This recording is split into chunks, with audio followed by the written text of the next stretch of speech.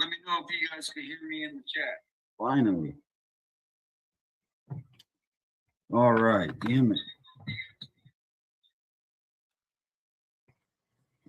All right, sorry about that, everyone. I was trying to be fancy at the beginning and use my spare computer so I could actually have a couple different things to look at, and it totally screwed me up. So I appreciate everybody's patience, and thank you for tuning in for the first episode here of Tucson Unsolved, where we're going to go over the sad case of HOLLIE and DASSO.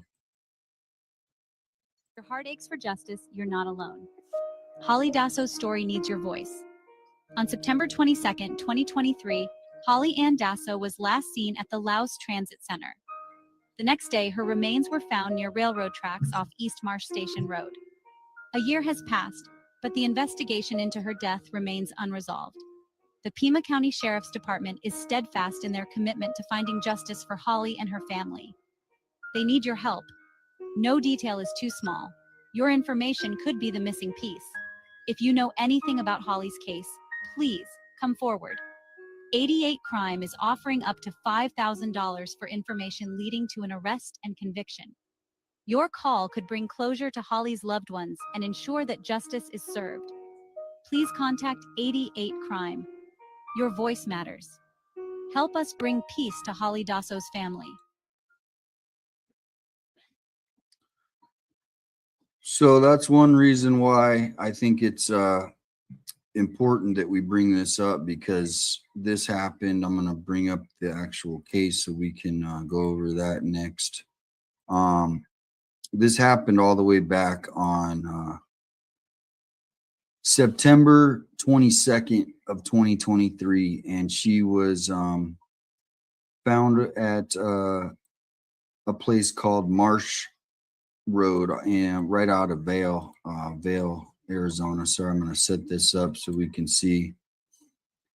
So the last footage she was seen was at this it looks like, I don't know if this is the footage, but at Roy Laos Transit Center, and this is really big, probably one of the biggest transit center for Suntran, and that was the last time she was seen alive before she was found over on Marsh Road beside some railroad tracks, which, you know, the reason that we decided to go with this case at the beginning is, you know, when it came out, there was only this information, and there has been nothing as far as who she was with, who did she get on the bus with, what bus did she get off of, what bus did she get on, did she get off the bus at a certain time, because I'm pretty sure the buses have surveillance footage. But who was she with? Was she on the bus by herself? Who are the people that she was hanging out with? I mean, if it was a family member that I was related to, I would be out there, and I know family members have reached out to me, friends have said, hey, we want this brought to the attention. But was she in a relationship? What crowd? Who is, because to me, somebody to do this either had to know her, or that's just me speculating.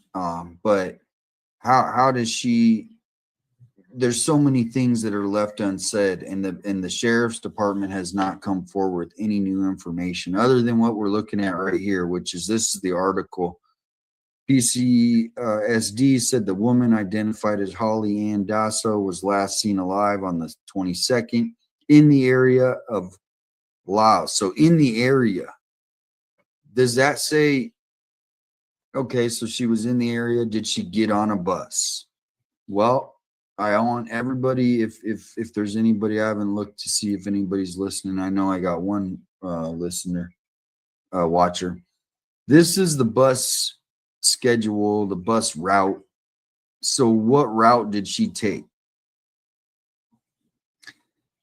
So I could see, you know, the sheriff's not letting out a lot of information at the beginning because they're working hard to solve the case. But now we're a year over. They don't come forward with any new information. And so this is why we're bringing it to the public.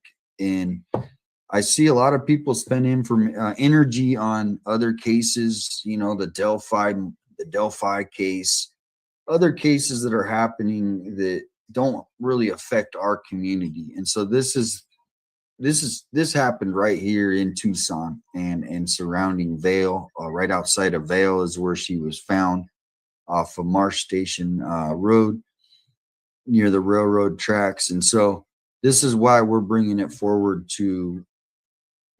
for people that you know have all this energy to go look at other cases and well, here, help out here, try to find out who are the people that she was friends with. If anyone was friends with her and knows about the case and they want to reach out and they want to come on the next episode too, so we can start finding out a little bit more information. I could see, you know, law enforcement keeping things close, but at this point, there's nothing. We don't have anything to go on. We don't even have a person of who she was with. She was by herself, and then she ends up in on the side of the railroad tracks.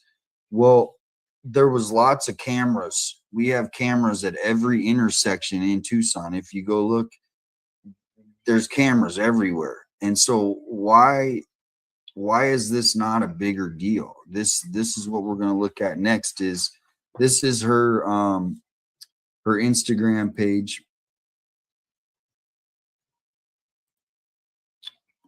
And so this is, you know, I don't know anything about her. I haven't talked to anyone in her family. I don't know her history. I don't know, other than, you know, when you Google and you put in HOLLIE DASSO in, if I pronounce that right, you get these two names. And so it looks like she had a HOLLIE and then HOLLIE DASSO, and then she had a HOLLIE, this one right here. I don't want to pronounce that name wrong. So she has two profiles, and she's with a guy here. So I don't know who this guy is, if it's a ex-husband, ex-boyfriend, the father, but here's her YouTube and her Facebook. And, you know, she doesn't look like she's a so typical nodder. And so somebody, you know, for me to kind of do what we're doing here with this case, this is a little bit unique because she, you know, has a family. She's got friends. She's not, you know, out there on the streets by herself. It looks like, you know, so, but I don't know. And other than, you know, what we have released by the public, or to the public by the sheriff's department. So the Laos Transit Center, she was last seen, and then she was found on September 23rd at 5:30 p.m. Now we're going to go back to this page right here, which I want everybody to follow. Whoever this is, they made it a friends page. So you got to go to Facebook and you put in HOLLIE DASSO deserves justice. They have been putting some information. And so here we're going to go to the pictures. This is Marsh Station Road, actually, right here. So I don't know, it's not like right here where she was found, but this is actually the road that she was found. There's some railroad tracks. And so don't know exactly where, but going through this picture on HOLLIE DASSO deserves justice. They have documented all these things. So here's the bus. So if she's at the Laos Center, and this is what I don't understand is do they want the public to give information? In the article right here, it says,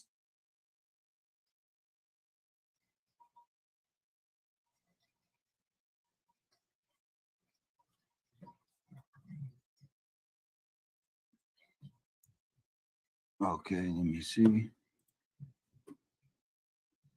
There we go.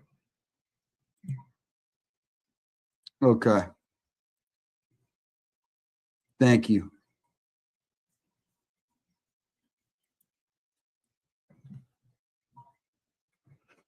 Almost getting that new computer.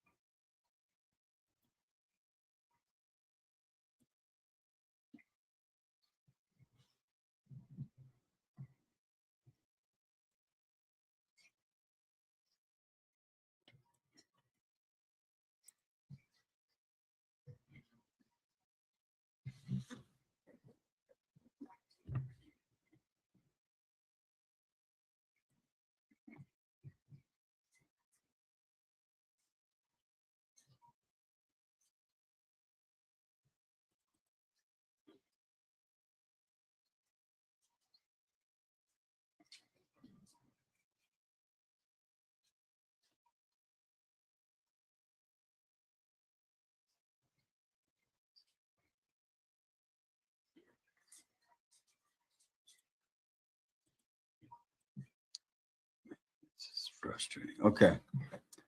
Wow. Thank you guys for your patience while I figure this all out. Let me know if you can see the entire screen now. Okay. So back to what I was saying with the different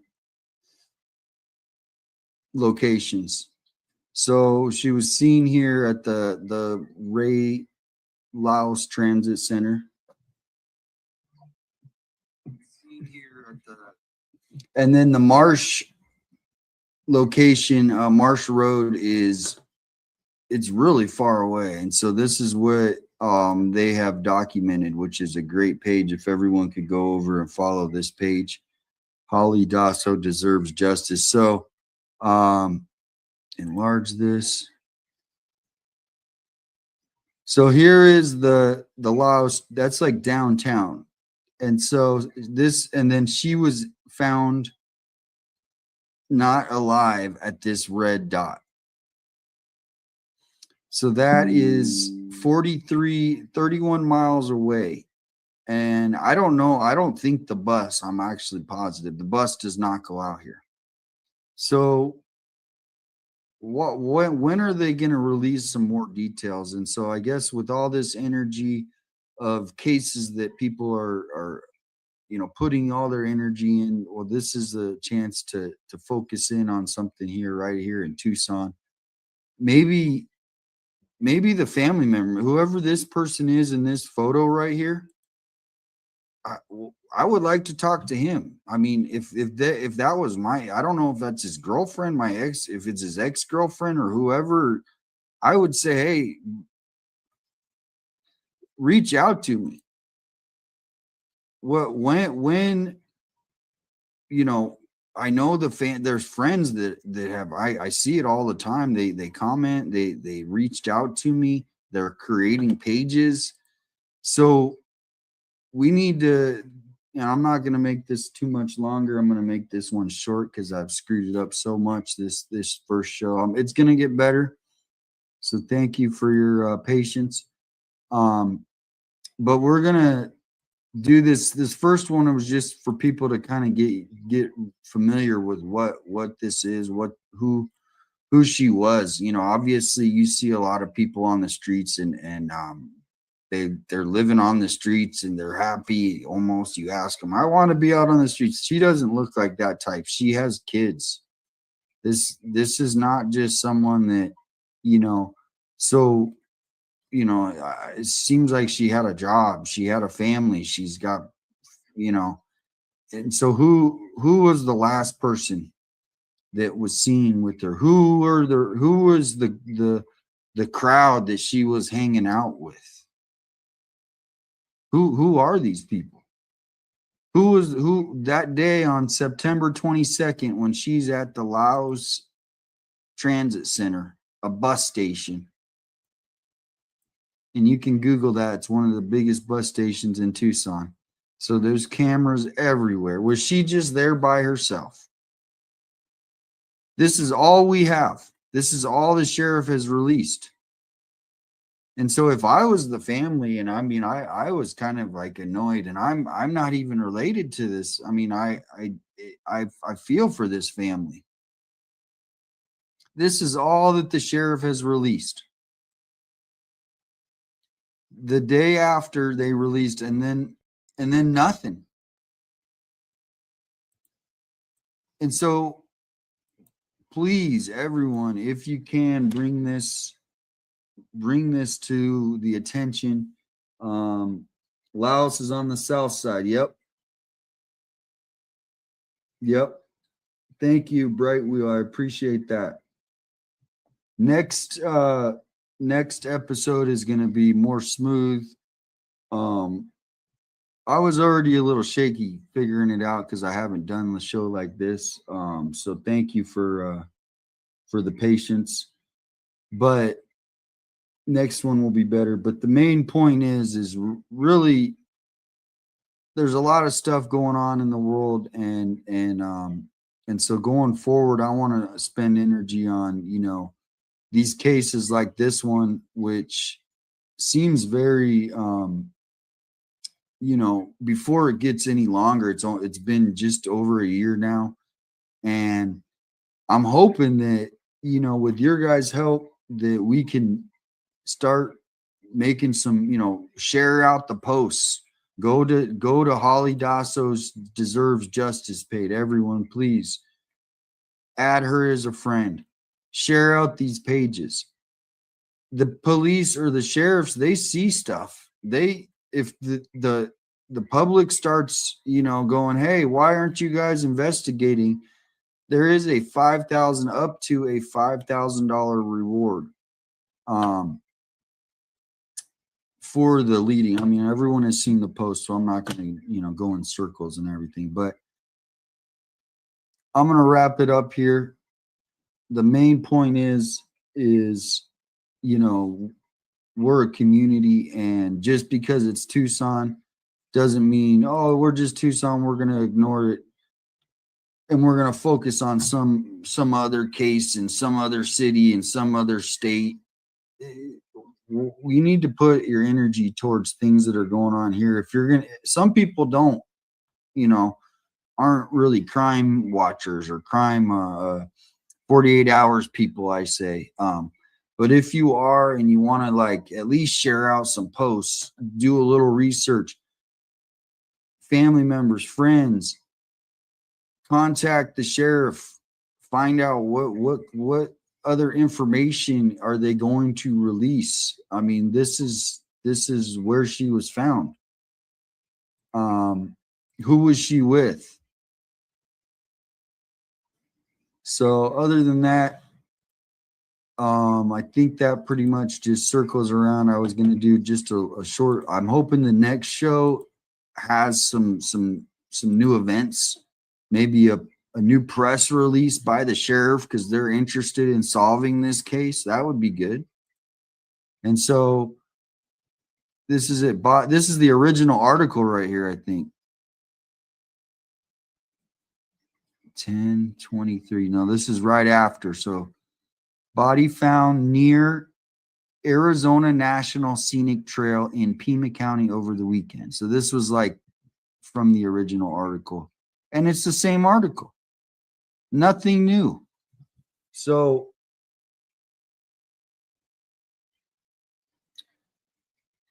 yeah, there is shady peeps at the Lao Center, but they also have a lot of cameras. And did she go on the bus alone? Was she hanging with a certain crowd? Where is that crowd now? What about her phone records? Usually in a case when there's a young woman like this that disappears, I mean, think of how many cases when somebody disappears and they got the phone records, they're doing this, they're investigating the boyfriends, they got ex-boyfriends. This is nothing. And so what's sad about it is now we have a year that's passed, and we have a new sheriff, or the same sheriff maybe getting elected. I haven't looked. Hopefully they come up with the results here soon. But there's weirdos who drive around Laos Center trying to ask females for rights.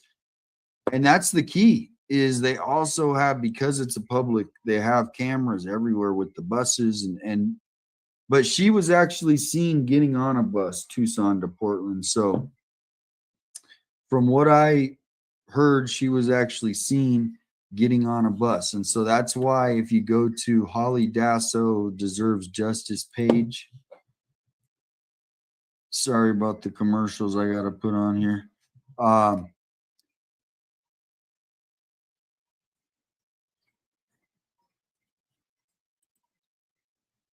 If you go to her, that page, Holly DASSO Deserves Justice,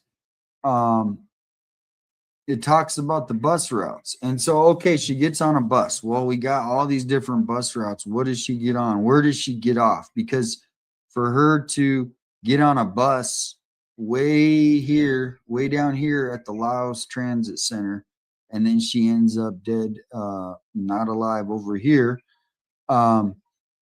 There's something that happened. Who was she with? Did she get on the bus? Did she meet someone in between here? Who was talking to her that day? Was she texting with anyone? Did her phone ping at any point? When was the last time her phone had contact? Where did she use her debit card? Did she talk to any family members today? Did she have a boyfriend? These are questions that I'm going to end it on that. And so no buses go out that. So I know, yeah, exactly. No buses. She probably got on a bus. What bus though? Who was she with?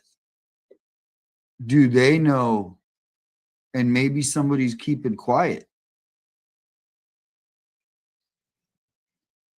Maybe somebody in this city right now knows something about what happened to Holly DASSO, and they're keeping quiet because nobody's bringing attention to them. No one's knocking on their door. Nobody's questioning them now. Questioning them. I'm not saying it, but there needs to be some more answers with this case. At least a couple things so the public can at least find out, okay, well, look, the sheriff's department is doing some work on this. They're coming out with this new information. We pinged her phone at this time, and it was this day, or at this time was the last time her phone. She used her credit card. Did she get on the bus and that was it? Well, did she get off the bus? Because every bus, I'm pretty sure, has surveillance footage. Was she on the bus with anyone? So anyway, I'm going to end it on that. I appreciate you guys hanging out.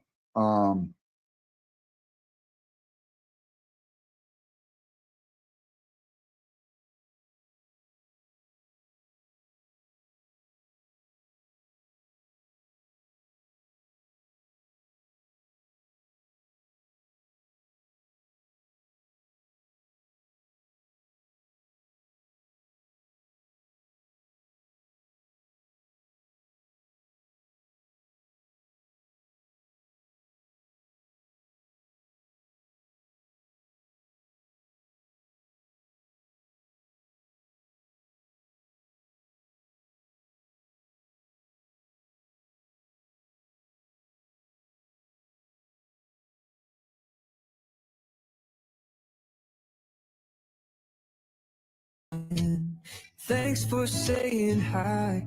Together we can make a difference if we try.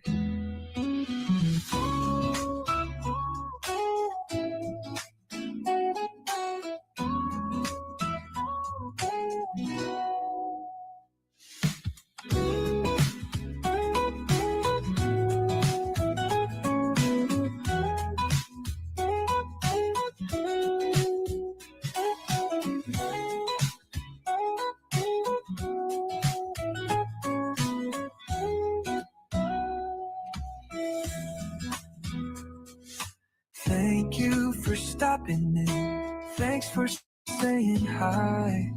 Together we can make a difference if we try.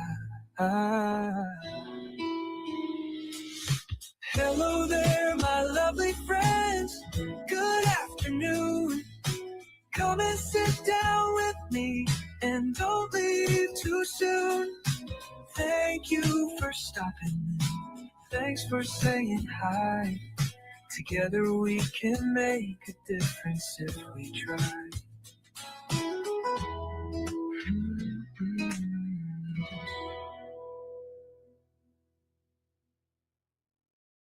Hello, my friends. Welcome in. Welcome to a special evening event on Joe Schmo's channel. And also welcome in 857. What's up, my friend?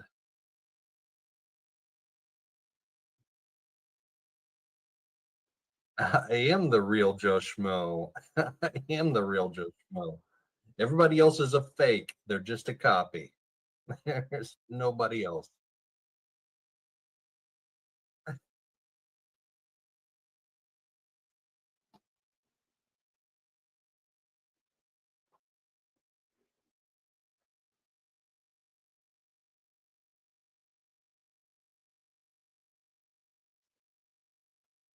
Yeah.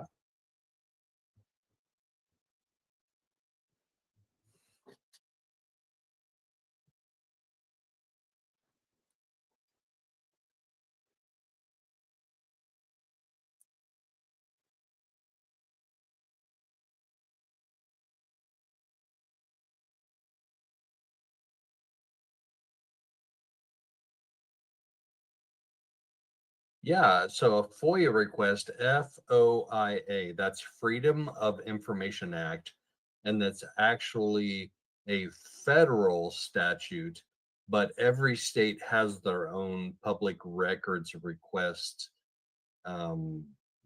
statute that you need to comply with. So when you like pointed me onto this case, so I had to look up what are Arizona's public records request acts, and that's what I had to cite to the Pima County Medical Examiner's Office for them to release the records to me. Like, you need to cite specifically.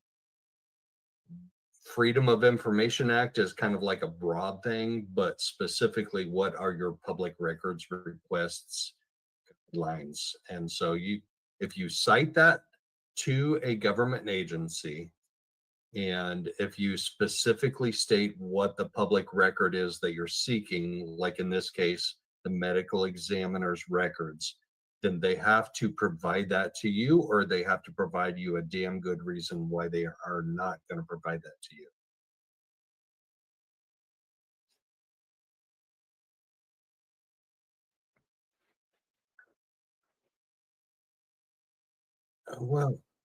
Well, kind of. I mean, the the assistant that was handling the FOIA request was kind of like, I need this and I need that and I need this and I need that. So it took, like, instead of, there are some public records that I have requested that I have literally gotten overnight, and this took 3 weeks of me going back and forth with the Pima County Medical Examiner's Office to get these records on this case.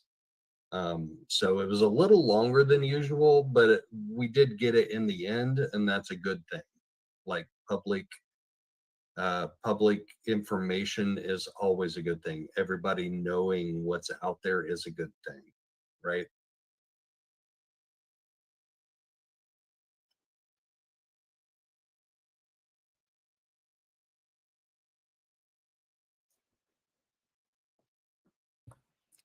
Can you hear me? I hear now? you fine. Okay. I hear you fine. Yeah. Can Sound good to me. okay, let's just do a check. Give me a 1 if you can hear me, and a 2 if you can hear Joe. And Check, check, check. Microphone check.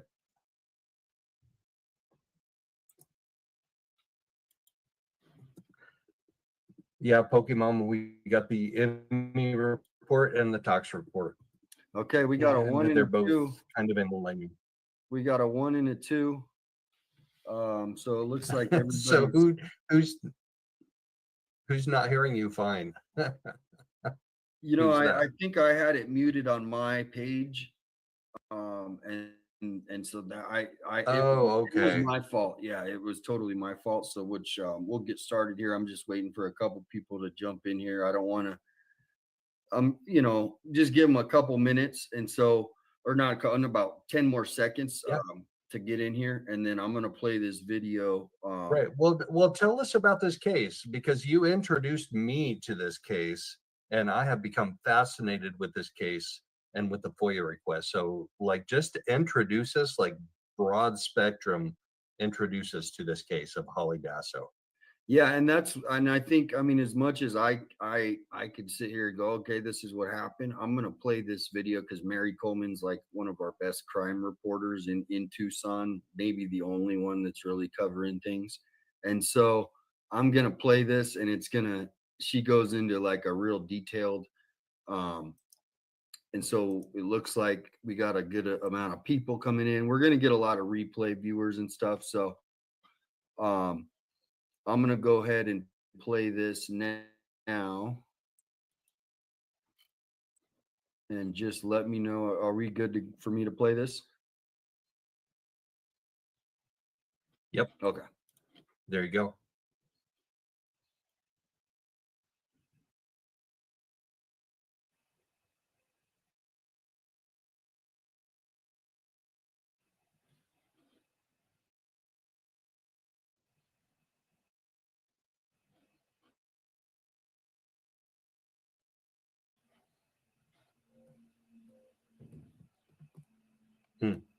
I'm not hearing the audio on this. No, that's what I'm trying to figure out. So 1 second. Let me play it on mine. I can play. I have this on mine too. If you do, yeah, okay. Let me play it on mine. See if that works better. Yeah. Okay. Because yeah, these news stations. Tell me if you can or can't hear this audio. Yep. A heartbreaking loss for a Tucson family and a puzzle for detectives, with many pieces still missing. In this week's 13 Crime Files, we highlight the suspicious death of Holly Dasso and hear from her family about what kind of person they say the world has lost.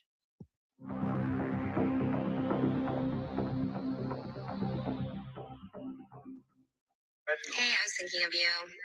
Text me to see how everyone's doing. Love you. 34-year-old Holly Dasso was family-oriented, loving, and caring. Little did her family know the voicemail you just heard would be one of the last times they'd hear from her. Holly had a great personality. Everybody loved her. She was so outgoing.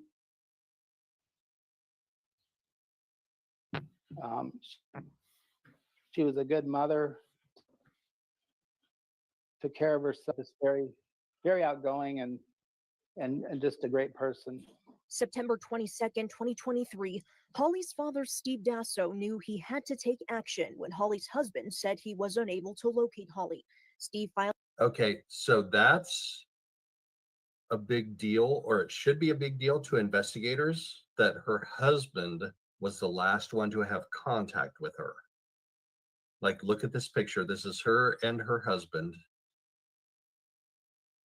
I mean, there are things to figure out in this case. That's her dad. There are a lot of things to figure out. That's her dad right there in that photo. Oh, that's her dad? Yeah, that's her Okay. dad. But yeah, her Okay. husband, yeah, they were that's what has been reported. They should be looking at the spouse first, right? Like Vixie says in my chat, they should be looking at the spouse first.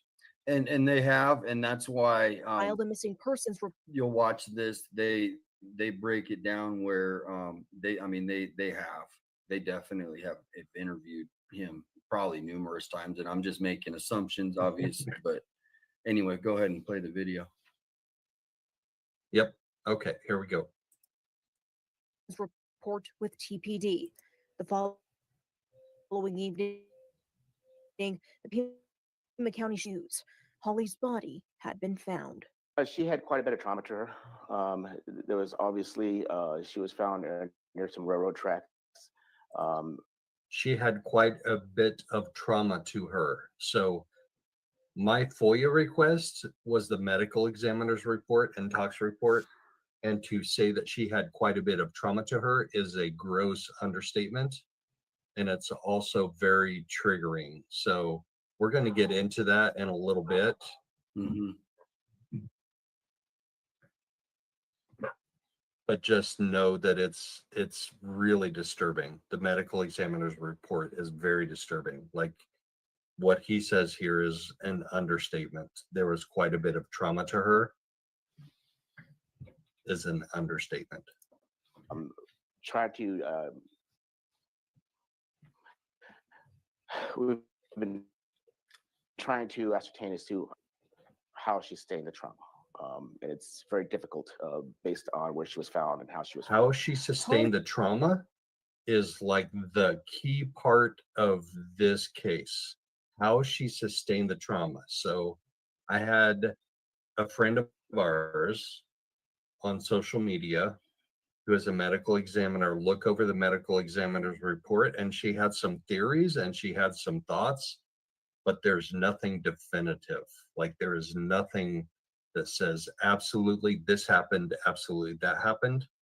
And I have lots of questions. I have lots and lots of questions. And 857, does the sheriff have answers for these questions?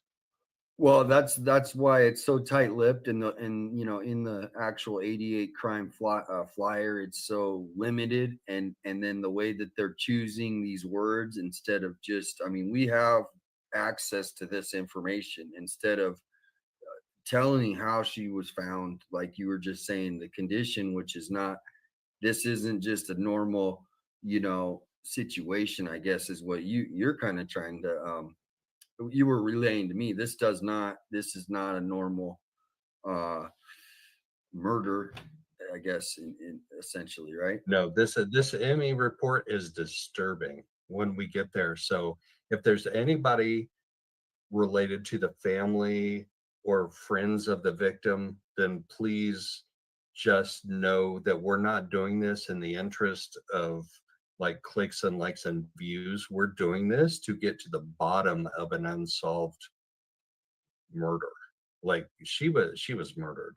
I mean, the my ME friend doesn't necessarily think that. So there are different theories that we can go down, but this is an unsolved death that we don't have answers to. And 857, you know that the sheriff is not providing some answers to this either, right? Well, they definitely have taken all the news, you know, they'll take, you know, news, you know, you saw the interview we just saw, and they're willing, but the information that they're letting out, what we know now, seems a little bit that they are holding back some things for whatever reason that, you know, I mean, I think the public should know, and obviously we have a right to know. And so, you know, I'm hoping we can, you know, at least tell the truth of how she was found and the condition she was found.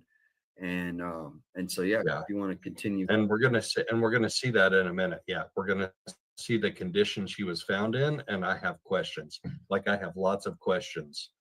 Like I have been since I was a young child, a fan of Sherlock Holmes and Arthur Conan Doyle's books. And one of his cases actually involves a body being found next to railroad tracks. And I kind of feel like Sherlock Holmes is looking over my shoulder on this one. Like, we need to solve this. We need to figure it out. So we're gonna take one step in that direction tonight. Holly was left near Marsh Station Road in a rural spot with no residents and no camera. Ever since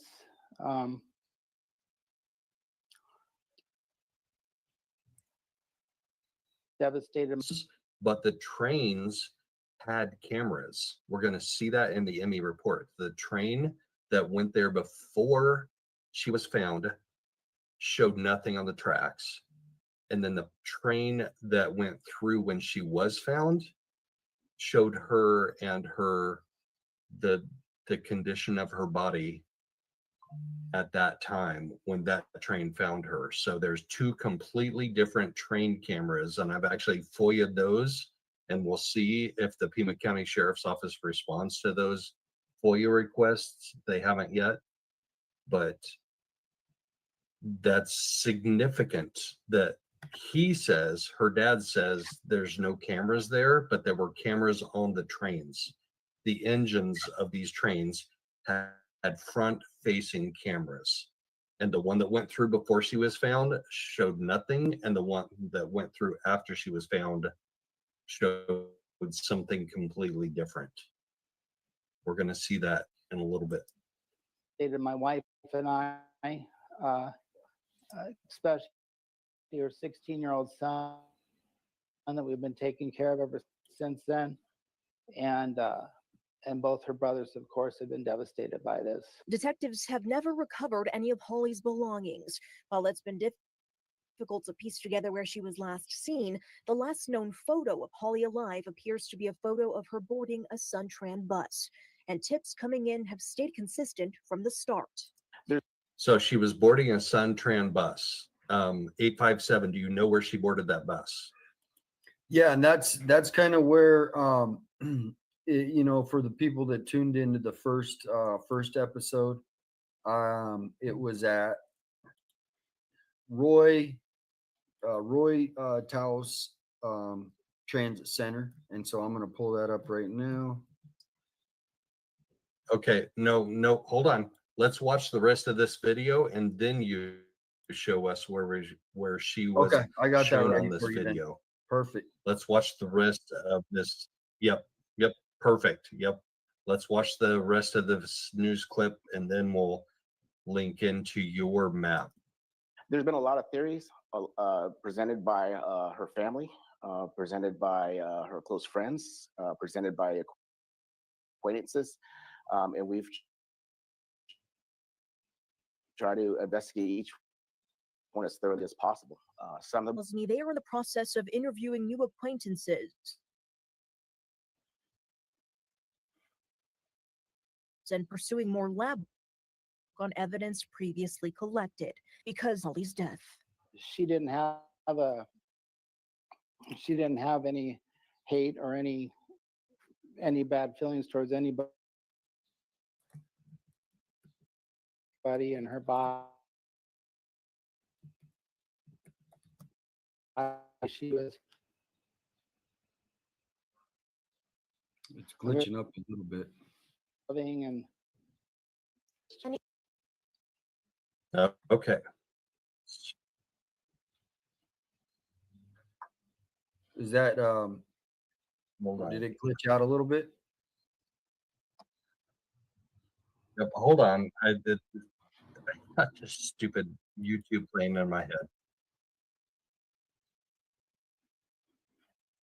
There we go. Okay. So are you ready to show us a map of where she was last seen and where she was found? Yeah, real quickly, I wanted to go over the actual here. And just so you know, everybody, they did up for right after I posted on Facebook this morning that we were going to do this episode, they posted that the reward is now increased to $10,000. It was like within like 30 minutes after I made that post, boom. And so here we're going to read this real quickly, but the Pima County Sheriff's Department is asking for the public's help regarding a suspicious death. Hollie Ann Dasso was last seen alive 9/23 in the area of Laos Transit Center. So we're going to pull that up. The Roy Laos Transit Center is right off Irvington, like someone said in the chat. And so now when I went there, I interviewed, and it's a real shady bus stop. I mean, they have security, but I mean, I wouldn't call them security. It's just people that can watch, maybe if something really bad happened. But it is not a place that you would want to be for a long time, you know. And People yeah, go ahead. People that watch crimes happening. Yeah, well, People that watch crimes happening. yeah. That's security. Yeah, exactly. Well, and that's the thing is, this area, and you know, there are lots of areas in Tucson that are known to be, you know, areas where people that are suffering through addiction, which Holly and her husband were suffering through addiction, and they were out, um, you know, out on the streets, living on the streets. And so this is where she was seen getting onto a bus, as everybody could see in the news. You've seen the photos. We'll bring up the photo. And then she took a bus. Somebody told me it was bus 16, and I'm not really confirmed like where she took this bus from. So she got on the bus here, and she took bus 16 from what I heard, and she ended up, I think, somewhere downtown. Now that's one of the little pieces that in the next episode we're gonna uncover, because she was last seen here leaving or getting on a bus, and then that bus left. And so that was the last sighting. And so she went to another bus stop, right? She had to get off that bus.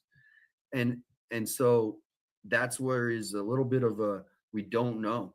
And so other than, you know, somebody did say it was bus 16. I mean, these are all things that people have told me. So from there, then she was found, you know, not alive way down here, which I'll bring that up here, Marsh Station Road. And so I'll just pull it up so you can see how far. So East Marsh Station Road. Now everybody, you know, you hear these roads. Oh, here's a road. And this road is pretty unique because if you look at it, here's I-10. Okay. And so just to give you guys perspective, all right. Pull out a little bit. So here is like if you're downtown or by the airport, you would take this I-10 freeway if you're like on your way out to Vail. This is the road, like, boom, I'm going to Vail. So whoever took her was on this freeway from I-10 downtown, I-10 all the way to Vail.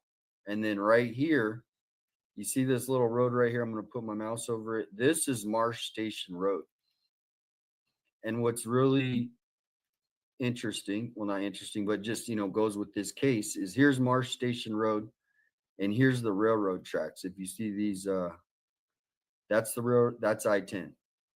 So whoever, that was the route that they took from downtown to get to Marsh Station Road. So that's kind of, that's all I had to say with the locations.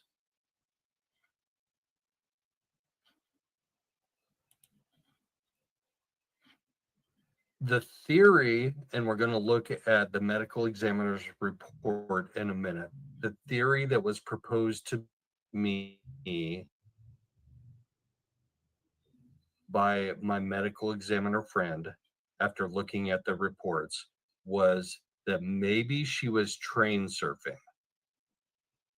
Does that location lend itself to train surfing where she was found? Like, would you train surf from some location to another location and maybe fall off the train in that area? You know, that they have so many fences. I mean, you could, but you would really have to, you know, be in like really great shape. Well, not necessarily great shape, but you know, you would really have to want to do it, right? And you know, I mean, just pulling up the pictures. Do you have my screen up? Yep, I got your screen up. You're showing her, what is this, her Instagram This account? is her Instagram account. This doesn't seem like someone that's, oh my gosh, that's jumping onto a train. It does not. In the middle. It does not. She does not look like a train surfer. Yeah, so I'm not gonna in the middle of the Arizona wilderness. Exactly. And so, you know, when she got on the bus, that the last time she was seen, they have never mentioned that she was on the bus with anybody else, right? And so, um, a little bit about who Holly was, just from what I have heard, from friends that have messaged me over the last year. And so if you guys do get a chance, there is a page on Facebook called Holly Dasso Deserves Justice. You can type that in and uh, go see it. But let me just pull this up. So, what page? Okay, so yeah, this is kind of actually in this video. They went out there, and this isn't the exact location. So just don't think like, oh, this is exactly, because we don't know. There's not. They didn't specify. Okay, here's exactly where it happened. This is actually though Marsh Station. How close it would be, I guess, to the roads and stuff. Now, from what and is it okay I go into her, what I've heard about her, her life before this night?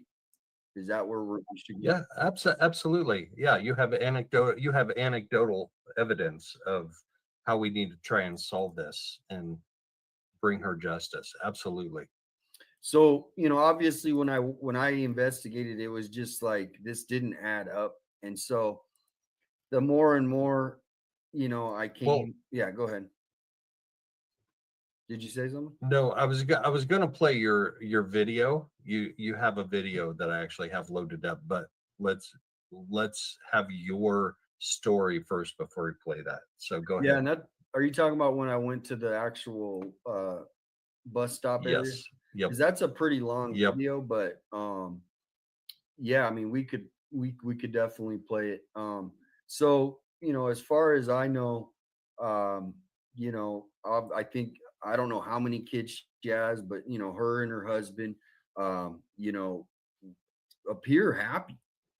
And looking at all these pictures, um, you know, it's just a typical. It looks like maybe they were high school sweethearts, right? So these, I mean, just to kind of get a backstory of like who she was hanging out with every day of her life for a long time, it looks like. And so they were, I mean, it's just a sad case. I mean, and it seemed like, just, I mean, I don't know, but I have heard from other people that they ran into drugs. And that took them down a road that I guess we see and we hear about. And it got Yeah. so bad And that, we're going to see that. We're going to see that in the Tox report too. We're going Yeah. to see that in the Tox report. yeah. And so here, oh yeah, exactly. And so here is the the wedding photo. I mean, and this doesn't look like the tip. I mean, they are posting pictures. He looks happy. They're a happy couple posing with children. I don't know who it is, but just family members.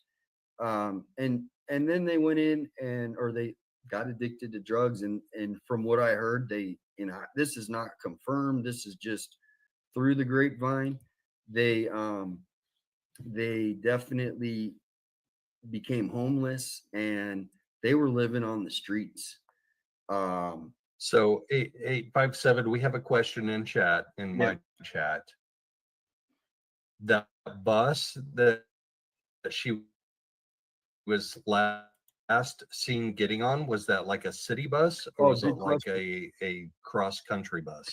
Yeah, so here in Tucson we have Suntran, which is it's free. And so basically anybody can city bus. So just to answer the question. So yeah, she no one has to, put a identification or anything like that, but they do have the cameras. And so the camera photo, if you have it up, Joe, or I can find it in a minute.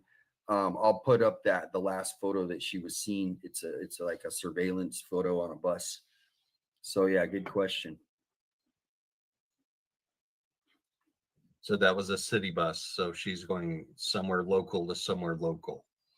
Yeah, it would be probably like a 5 or 10 minute bus ride, if that. If she was going from that Irvington area to downtown, maybe 15 at the tops. All right.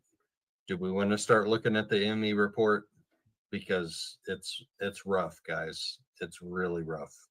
Yeah, I think, yeah. I mean, just to kind of, before you go into that, you know, I'll finish up here with, you know, from what I heard, they had a fight that night right before they got separated. And we'll go into more about that later, but from what I heard, and this is not anything you're going to see from the police, this is just close, is they had a fight that night and both of their phones got destroyed. Oh wow. Oh wow. You know, they didn't, you know, either broken. That's what you know, what was told to me. And so they separated. And so when Holly, I assume that they maybe were together before. Now I'm making major assumptions. Maybe they had a fight and then she gets on the bus alone. And now if you wanted to go into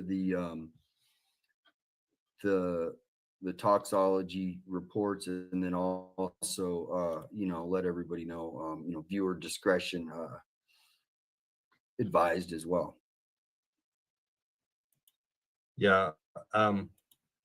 Okay, so we're going to go into the medical examiner's report, and we're going to go into the toxicology report.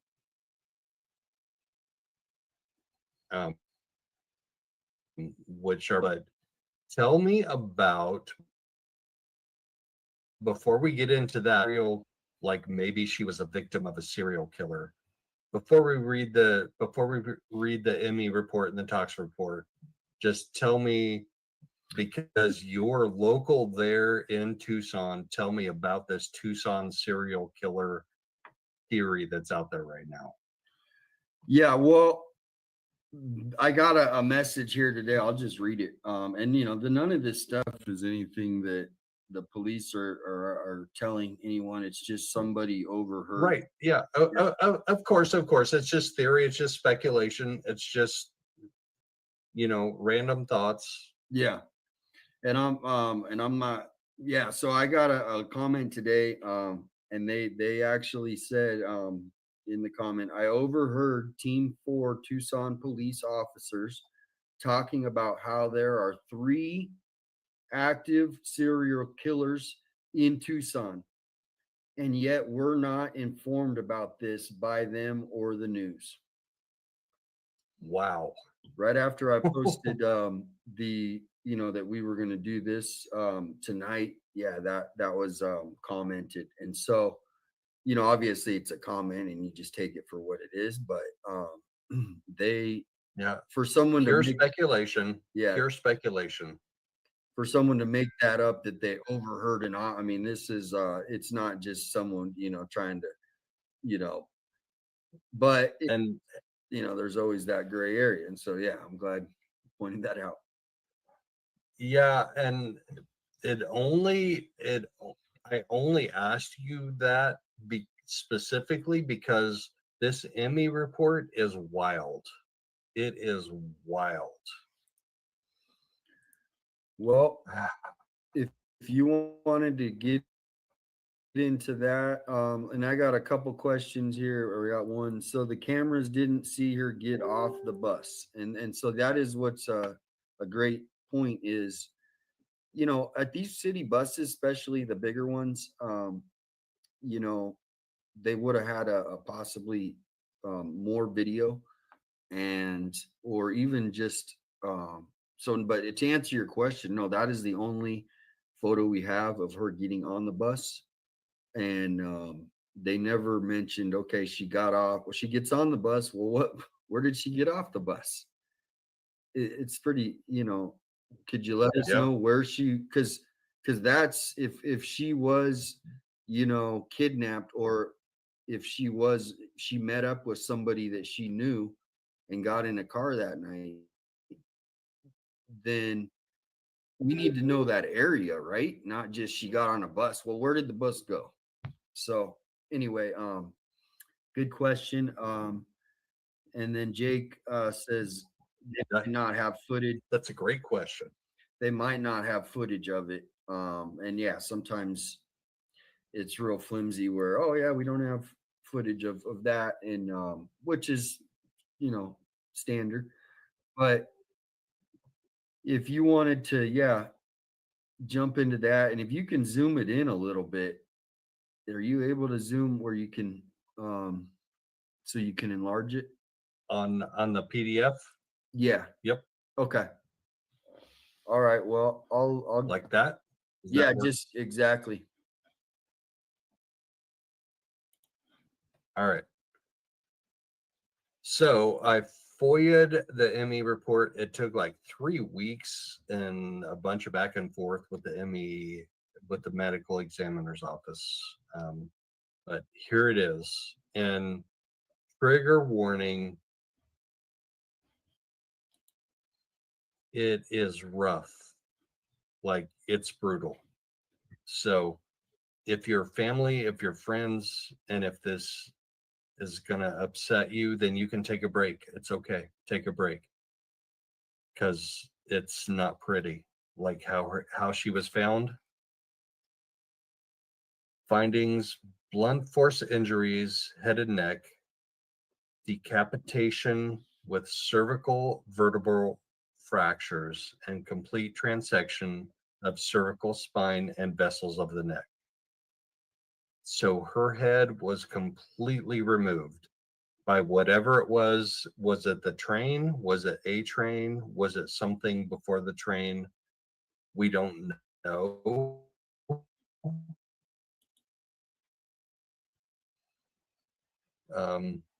And that's honestly one of my most important questions. Fractures, calvaria, skull, lacerations and abrasions of scalp and face. Part 2, blunt force injuries to the torso, fractures of the ribs.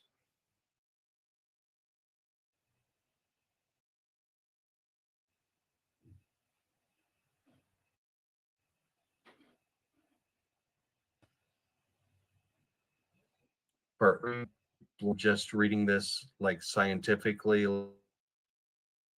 like so that we can maybe get justice for her. And it's disturbing to me too. Part 3, blunt force injuries, extremities. Fracture of the right femur, that's the largest bone in your right thigh. Lacerations and abrasions of upper and lower extremities.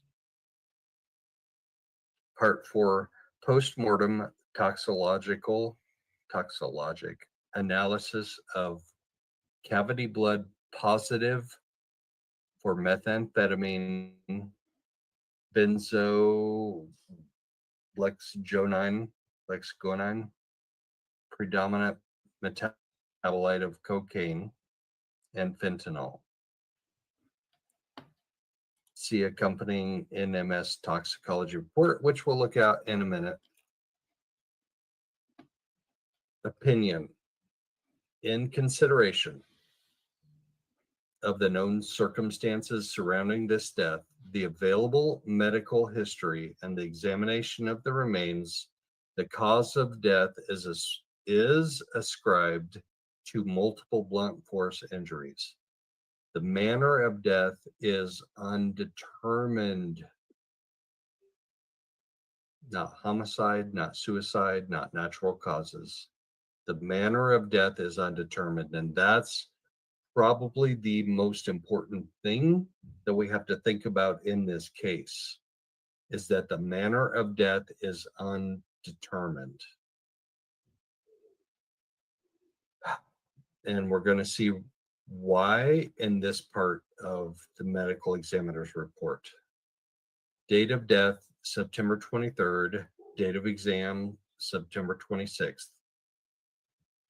Pima County Office of the Medical Examiner. This is tough to hear. This is really tough to hear. So trigger warning again, trigger warning. This 34-year-old female was found nude and decapitated, lying prone on the railroad tracks, approximately 600 meters away from the nearest paved roadway. 600 meters, that's 1,800 feet. That's like a third of a mile, if you want to think about it in US terms. A third of a mile, 1,800 feet.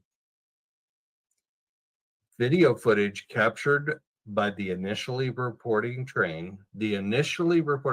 So this is huge. Like, you have to think about this logically and logistically. The initially reporting train shows the headless decedent lying prone on the cross ties in the center of the rails. So if you have a theory that maybe she was run over by the prior train, how does she end up lying prone on the cross ties in the center of the rails by the time the next train comes through with its forward facing camera? Wait, back up on that. Say that It doesn't one more make time. sense. Explain that a little bit, because it's explain it a little bit, just one more time.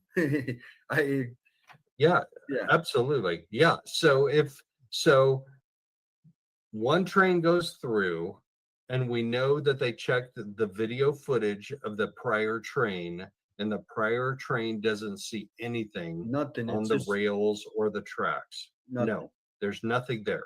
And do we know So then the next, how long between those two trains? I don't know. No. Nope. We don't. I have a FOIA request, so maybe we'll find out. Maybe we won't. Maybe they'll deny my FOIA request because it's a quote unquote active investigation. But the first train goes through, sees nothing on the tracks. The second train comes through and sees her right here on this, in this ME report, quote unquote, lying prone. Prone means face down on the cross ties in the center of the rails. That's very specific, in the center of the rails. Right. It's almost like she might have been placed there intentionally. Maybe. Well, when Like, you say the she center, might, the like, cross ties are the little wood planks in between, right?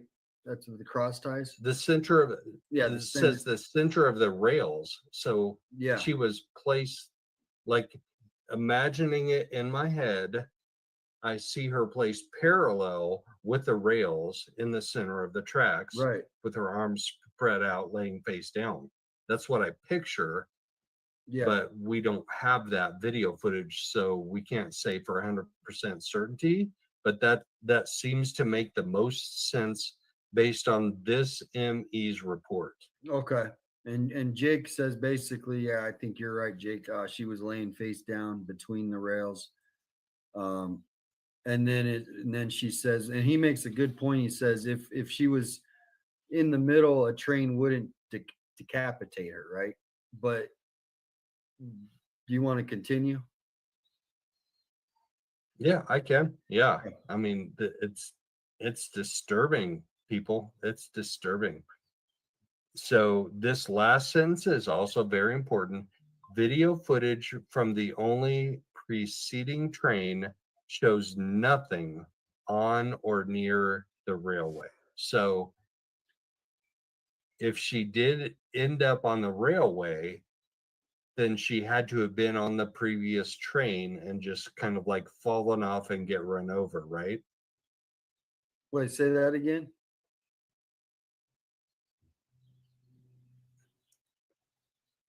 If this was not a homicide and if they didn't intentionally place her body there, the only explanation is that she was train surfing and that she was on the previous train and she just kind of fell off and got run over. That's like about yeah. the only explanation that you can have besides her being unalived intentionally. This is a homicide and she was placed there intentionally. It's either she was on the previous train and she like accidentally fell in the middle of the tracks, Yeah, but nude. here's a good point: is which way was the train going, right? Because if the train's going from Vale, like I'll pull up the map, that's going, a whole different direction, So that I think I don't know if we ever, but Well, it specifically says with respect. So I don't think the train. look at this right here. I don't. I mean, I'm glad we're going over that, just so we're putting that out there. But I don't think she just doesn't. Right. You know what I mean? And why would you take a train out to Vale? It's kind of like going to the middle of nowhere in a sense. I mean, it's a community. Exactly. But Why are you train surfing out to Vale? yeah, so Why? I don't Yes. yeah, so that's yeah, so Angela says she was on a train and fell off. That's what Joe was speculating, and it's just hard to think that she would be doing that, especially just because it's just such, I mean, it's not as much as people say it's common, it's really not that common. I mean, they do it. I know they do it. So it's definitely, it could be a thrown out there, but I just don't think so. There are lots of possibilities, and that doesn't sync. It doesn't track. And as much as that is a really, really bad algorithm, that doesn't track. Like Right. her train surfing down to Vale and then just falling off the train and getting decapitated and being nude. So it's possible, like if you fall off the tracks and the train runs over you and decapitates you and removes all your clothes, that is a possibility, and I will give you that. It's a possibility, but damn, that's a remote possibility, isn't it? 857, isn't that like Yeah. one of the remotest of would've- possibilities? They stopped those trains real quick after something happened. I mean, as quick as it happens, they're stopping the train. They would have been able to find it was a winter time. If you look at the picture, it looks like she has like a hoodie on. They would have found, even if it was one fabric, they would have found a fabric and said, but they specifically said, as it states right there, she was found with no clothes on, right? She was laid there, or laying across. The 34-year-old female was found nude and decapitated. Okay, That's a problem. so That's a problem. I'm canceling I mean, just me personally, the train theory isn't really. Mhm. I don't think It doesn't track. I don't think The even. train theory doesn't track. Yeah. No. Yeah, that's a pun. I got that one. Right. But I I make puns and I from don't time to think time. the investigators think that either, based on what they've written in what little they have provided, which is basically like a 1 or 2 sentence, anyway. So if you wanted to finish that section, Yeah. So I want to know, though, honestly, what your theory is, why the reward just jumped from $5,000 to $10,000 on this case. Okay. Yeah, and just reading the comments here, it says, if she wasn't a trained surfer, I really doubt she just started. That's a good, yeah. So it's and were her clothes located ever? And from what I remember us talking about, there was no clothes located and no belongings of anything located at all. Like, is that correct? I have the same question. There is nothing in the ME report that says where her clothes might have been found. Okay, well then in And that, that's a really really good question, actually. well, we have Like, an answer. where are her clothes? Yeah, because in that video, and it was kind of choppy, so we might play it again if we have time, and maybe not, people can watch it, but he does mention that you know, none of her belongings were found. If you watch that, Holly Dasso with Mary Coleman did. Shout out Mary Coleman. If you watch that, he says, you know, none of her belongings have ever been found. That I think, I don't want to quote it, but that's pretty much what he said. So Yeah. So you would think, if the theory is she was train surfing, she fell off the earlier train and was later seen by the later train and decapitated by the earlier train and declothed by the earlier train, that her clothes would be like right there somewhere, like wrapped up in the undercarriage of the train, or they would, they wouldn't just disappear and not be found. and even right? if they got burned up, they would be able to find a thread or something. They would be able to go, you know Yes. what? Yep. Because when those things, when you run over it, it gets put into a million different pieces, and they could have found it. Now, to answer your question, you were talking about the reward, and so the reward was 5,000, and then I made that post, and they made it to now 10,000, which I don't know where it is, but now what happened is right here in these they say 25 offered, 25 offered from a private contributor, 25 by, and now this is, let me make this real clear, this is up to a $5,000 reward for the leading information leading to the arrest of the individuals responsible. Now, we do have people that contribute money for certain cases, and so this was 2,500 by 88 crime and 2,500 from a private person. The private person jumped theirs up to 7,500, so that's why it went up to 10,000 now. So we still have, that's how these rewards go up sometimes, is a private contributor, someone maybe close to the family, maybe someone that's just wealthy, and they help out 88 crime, you know, trying to get more exposure leads. And that's the main thing is, you know, finding out, well, you know, somebody knows, you know, who she was hanging out with.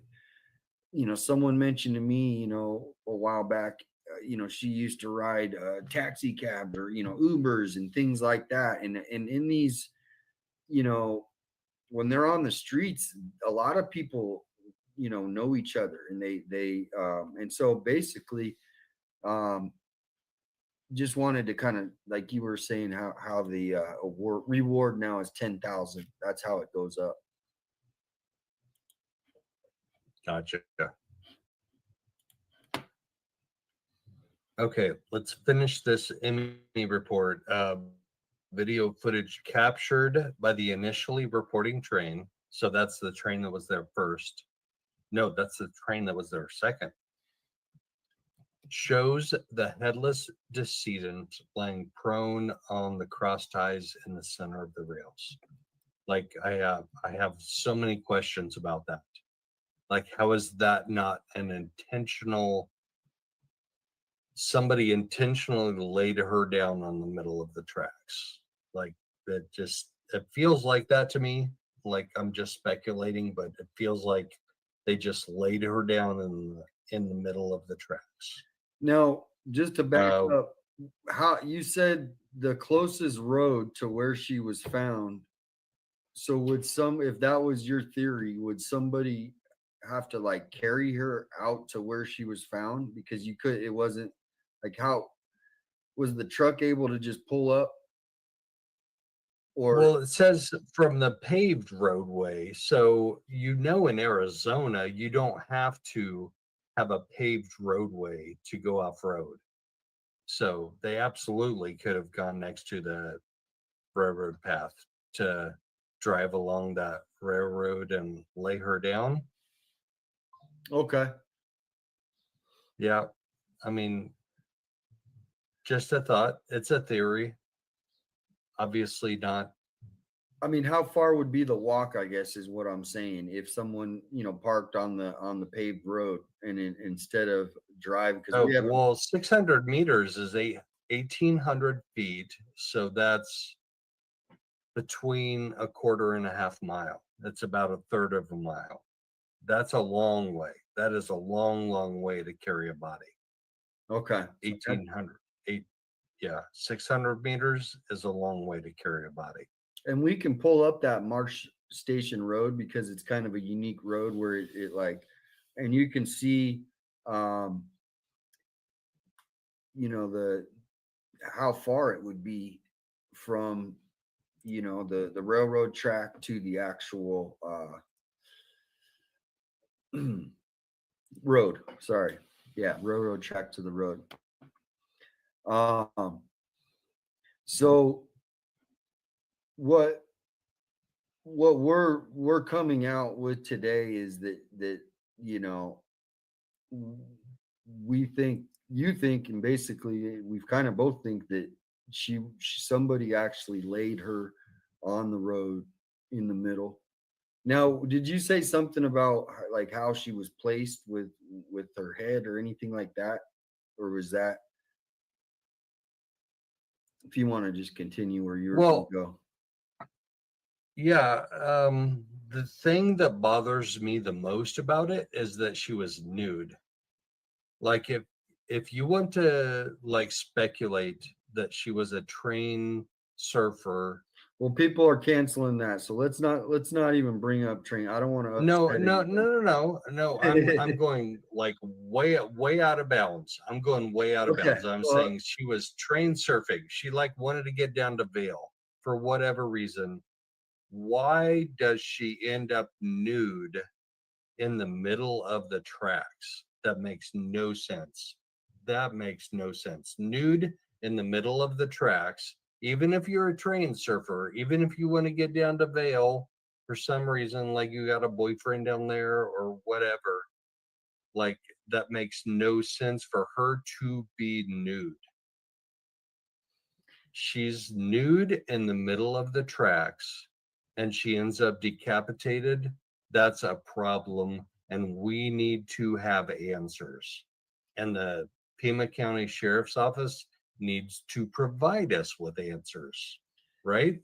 Well, that's partly, in their MO is, we'll just give as little as we can, and because we're doing an investigation when, I think the public has the right to know that somebody possibly killed her before she was placed on the tracks, or she was maybe semi like unconscious, right?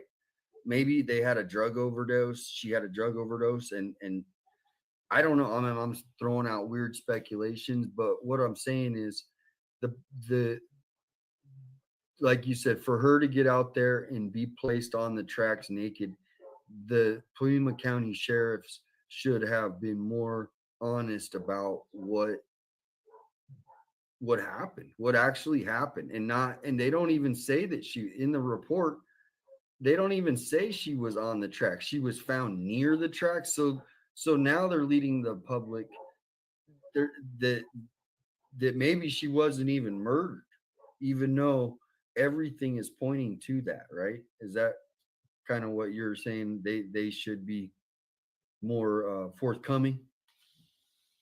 Yeah. We need answers. I guess that's the bottom line. We need answers. Like, how do you have somebody who is decapitated near the railroad tracks? So if they are decapitated before they get placed there, then there should be tool marks on their neck. Like, unless it's a guillotine, like if it's a sword, if it's a knife, it's whatever it is that does the decapitation. And trigger warning, I'm sorry guys, then we should see that in the ME report, and we don't see that. But I'm going to show you in the tox report where we do see cocaine and fentanyl. and meth. And meth. So she had meth, Yes, fentanyl, and cocaine in her system. yes, yes. I mean, that was expected. I mean, they were obviously, like I said at the beginning, they were homeless and and high on all kinds of stuff, I'm sure, out there. Right. But how does that lead to being decapitated and laying prone in the center of the railroad tracks? How does that lead to that? Is a question we need answered. Well, and I told you before that, and this is a sidetrack, has nothing to do with this story, so it's just kind of a kind of about 4 months ago, there was a young girl that got charged for second-degree murder of a man near this same area. And it was, it kind of looked like a situation where maybe the woman, the younger woman, was on a date with this older man, right? Because it was like the guy was definitely older, gray hair, older guy, with like a 22-year-old. And what ended up happening, and I'm just kind of speculating, or just kind of saying what I remember, is the guy had stab marks or something, but his truck was placed on the tracks. And so what I'm saying is, in this same area, if this guy, and he's now dead, was a part, because this is in the same area of Vale, it's one of those things where I'm like, and that guy's he's dead now. And so that would be, and he was known to pick up younger girls and have dates with them.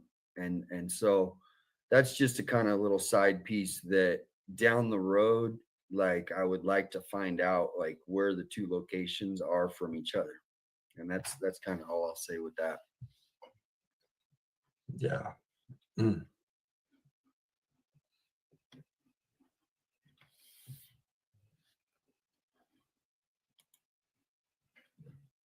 We got some comments. So I had somebody in my chat. Yeah, I Yeah. had somebody in my chat ask for the entire Emmy report. So I'm kind of like scrolling back and forth over that. Can you zoom in a little bit? Brutal. Can you It zoom is. in a little? Are you on Yeah. that? Because a lot of people, Absolutely. I don't think Yeah. they could see it.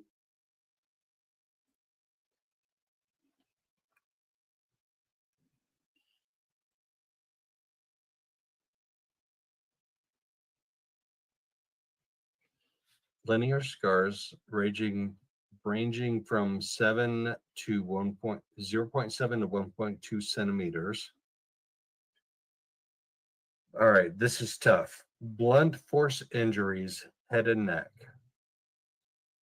On the right frontal scalp, 3 centimeters below the top of head and 2 centimeters right of anterior midline, is 2.9 by 0.5 centimeter laceration oriented 6 to 12 o'clock with surrounding dried red purple abrasion on the right frontal scalp 6 centimeters below the top of head and centered 1 centimeter right of anterior midline, is a 4.5 by 1.5 centimeter curvilinear laceration oriented 2 o'clock to 8 o'clock with exposure of the underlying calvaria.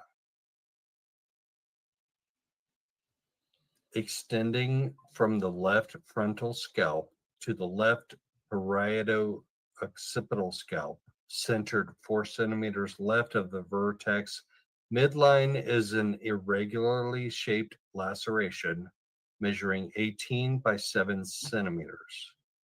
The frontal, parietal, and occipital calvaria deep to the laceration are irregularly fractured with exposure of the dura and brain. Oh gosh. On the left occipital scalp, 2 centimeters from the top of the head and 2 centimeters left of midline, is a 3.5 by 0.9 centimeter laceration oriented 6 to 12 o'clock. There are multiple fractures of the bilateral, frontal, parietal, and occipital calvaria. Subdural hemorrhage is noted. However, volume cannot be estimated as the calvaria and dura were opened at the time of injury. So she had massive head injuries, guys. She had massive head injuries. And the one thing that's Extensive. kind of, you know, obviously with a train, you know, you're going to have, it's just not, you know, pretty no matter what. The main thing I want to, you know, I mean, kind of go into is, you know, was she dead before she got placed there, or I mean, obviously. And so that's kind of what somebody in the chat says here. Maybe seems like she was killed somewhere else. The person dragged her to the remote location, and her head got cut, you know, by the rails, and made it look like she got hit. And so that's kind of where, you know, I think happened.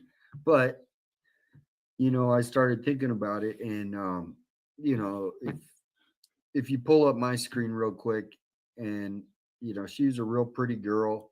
I'm sure she had a lot of friends, you know, besides her husband. And also these areas are not very, they're not really good areas. There's a lot of shady people out there. I mean, you guys know it. And, you know, for her to get into a vehicle, right? And you're a pretty girl. I'm not saying you are, Joe, but say you are putting yourself in that position. Would you get in the car with a stranger? So she gets off the bus downtown, and now she's off the bus. And a stranger, her and her husband just had a fight. They don't have phones because they can't get a hold of each other now. Or maybe one didn't have a phone, maybe one did, maybe she didn't. I don't know if he had a phone. Her phone, I think. So if she doesn't have a phone, and would she get in a car with a stranger? Or was she doing dates at that point because they needed money? And that's what happens a lot of times. As sad as it is, they're desperate. They you know, there's nowhere to go, and they might do. And so so that's the two theories. Is was she doing dates, which I have no idea. There's no way I would ever find out unless somebody told me. And that would involve her getting in the car with strangers, right? Or did she get in the car with somebody that she knew after she get off the bus, and then that person, and then she ends up dead on the railroad tracks? Now, why does somebody end up way out there in Vail off of I-10 is because, you know, you can get on the freeway right from I-10, but my other theory is the person might have lived out in Vail, right? Because then if they drop the body, boom, they're in Vail and they're in bed, they're done. They're gone. So that's my theory is, and my questions are, and we don't have to go too much farther other than what we've kind of exposed as far as there not being, the Pima County Sheriff weren't aren't being honest, or not honest, aren't being forthcoming on, you know, possibly she was murdered and somebody laid her on the tracks, and and the train ran her over. And and instead of that, we're, you know, you can read what they wrote. Oh, she was found. I'll just read it so we're not I was asking for, Pima County Sheriff Department is asking for public's help regarding suspicious death. Holly Ann Dasso was last seen alive. Her remains were located the next day by the railroad tracks off of East Station Road. So why and maybe at the beginning they want to keep everything, you know, hey, we're going to just release this because we're going to catch them next week. That's probably what they're thinking. But now we're going in, this happened in 2023, right? We're almost going, I think, 2 years, in September. Why wouldn't you be releasing a little bit more information? And then to go back and circle back around, I have this message that somebody in the community heard the officer saying that there might be, what is it, 3 serial killers in Tucson. And so my speculation, Joe, after, you know, you getting this report for us and uncovering this for the Tucson public, is that, you know, if the serial killer thing, this seems pretty sick, right? It doesn't seem like the pictures of this husband who we you know, we see, and all these photos. I mean, it's this guy, he seems like a really good guy, and they got mixed up in drugs, and that night they got separated, and then she got in the car with somebody. And who is that somebody? I don't think she got in the car with him because they were on drugs. He had no money. They're literally on the streets. How is he going to drive out to? So I do not think that this, I think this man has nothing to do with what happened or how she, you know, how she died. That's my conclusion, just my 2 cents in it. And so then we circle back around where, okay, did she get in the car with a stranger? Or does she get in the car with somebody that she knew that night? Maybe a past date, right? Because a lot of these women, they'll have a date and then they'll keep that guy's number, or that number will get her, and they'll call each other for dates, right? And you know what I mean by dates, right, Joe? Yes. Okay. Yep. So if she went on a date, and that's my speculation is, you know, that happened. She got in with either a stranger, which I would think would be less, because Tucson isn't, I know they say there's people on the streets and they're, you know, you can call them on the streets. I don't see them that much. I know they're out there. She doesn't seem like the type that's going to be just standing on the street waiting for a date. She seems like she's going to meet people, right? When she, that look on the face, you know, she looks like she's going somewhere. If you just look at her face, she's going somewhere. She, you know, it's not like she's half asleep in that photo. Well, she's on meth too. And so, but the whole point is, I think that, you know, there's somebody who picked her up, and how to the extent that they did to take her out to that location and make sure that she was laid on the tracks is very disturbing, that this person is walking around in Tucson right now, and that Pima County sheriffs have not been forthcoming with this person is still out in Tucson public. And maybe they don't want to alarm people and stuff, but you know, after 2 years, they give up. They're in a sense, oh, unless something comes in.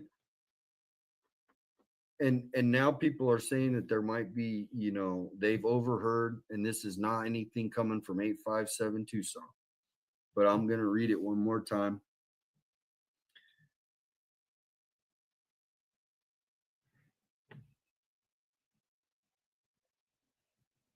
And this was comment. You guys can go read the comment in the post today, but it's, this person says, I overheard Team 4, which is in Tucson, there's different teams, Tucson police officers talking about 3 active serial killers here in Tucson. And nobody in law enforcement is saying anything about serial killers, but the officers seem to be talking about it. And you know, so that's kind of my conclusion, I guess, you know, with my theory of kind of what happened. And now the new information that we do have is, you know, that she was found with no clothes on, and she was placed on the railroad tracks.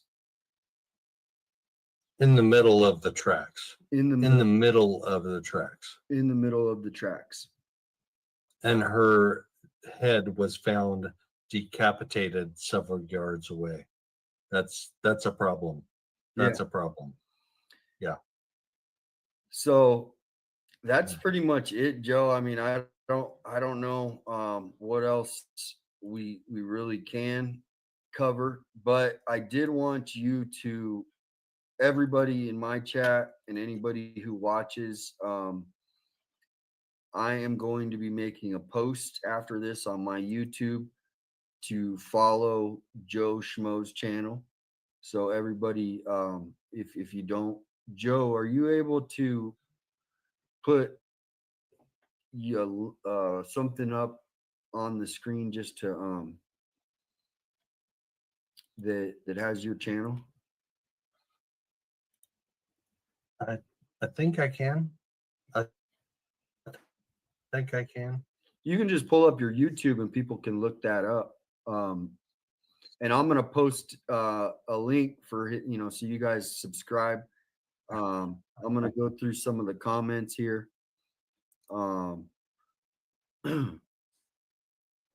He has a history. He's not a good dude. I'm not saying he did it, but, and that's kind of what I was trying to bring up is somebody says over here, Joe, the husband, he had a history. People said he wasn't a good dude. They fought a lot, which is lots of relationships, right? I get it. Lots of relationships. But I don't think after, and I had thought based on, because I had heard that too, that there was issues and it was abusive and blah, blah, blah, and all that. And so I had that theory until Joe came with this, and now it's completely, you know, flipped where I don't think he had the means, right? So that's what these investigators will do. Well, how, you know, they've interviewed him.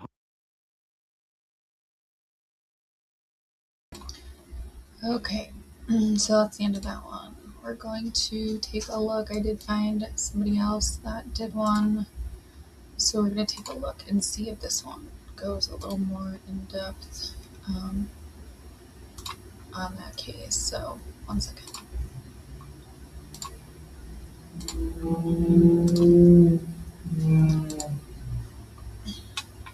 In this one, I will have to pause and comment every once in a while so I don't get a strike against me. But anyway, here we go.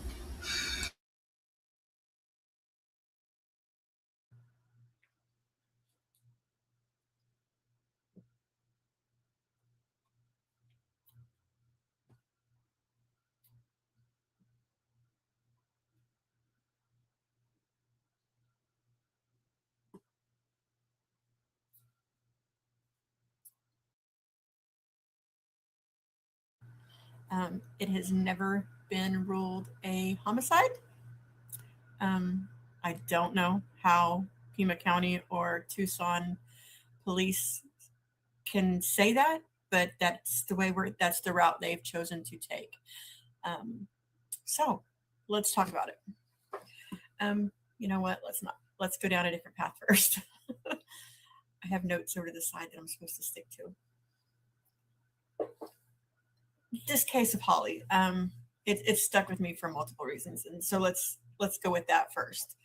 Let's talk about why I am on my soapbox about Holly Ann. Never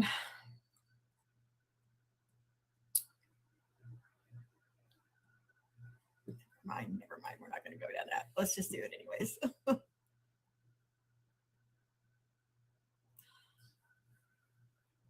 Sorry. Like I said, we're going to learn together, and apparently I'm still learning.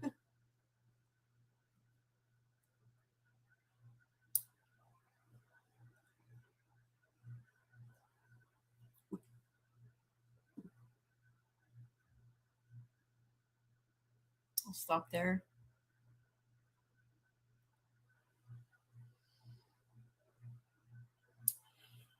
In the state of Arizona, approximately only 0.2% of the entire population is recorded to be unhoused. The number of unsheltered, unhoused, homeless, however you want to call it, has literally tripled since 2016. So in the past 10 years, 2016 to 2026, the number of people that have lost their home, lost their place to live, has tripled. So if you can imagine that, if the number of any other population tripled, it would be all over the media. It would be the discussion of every government point. But when you talk about homelessness, they want to point to drugs and alcohol and how it's their fault. And that's just simply not true. Housing is a whole entire another discussion, but I want to stick on Holly today. When you talk about the unhoused, when they are found dead, deceased, however you want to, 75% of deaths for the unhoused are attributed to drugs, alcohol, overdose, fatalities. The other 25% is split up into a multitude of it, whether it's medical or anything else. But what I want to bring attention to is the 10%. The 10% of those, the unhoused, 10% of unhoused deaths in Arizona can be attributed to homicide. That number should blow everybody away. It's nowhere close to our house population. It's nowhere close to the number of people that lose their lives every day in traffic accidents. The number of unhoused losing their life to homicide is close to the same number of people that lose their life from asthma attacks in the United States, just to give some numbers or, attributes to that. So anyways, back to Holly. Holly was born on April 3rd, 1989. I tried to make this episode on her birthday. That was the same year I was born. This is a mandatory pause. Pause for the cause.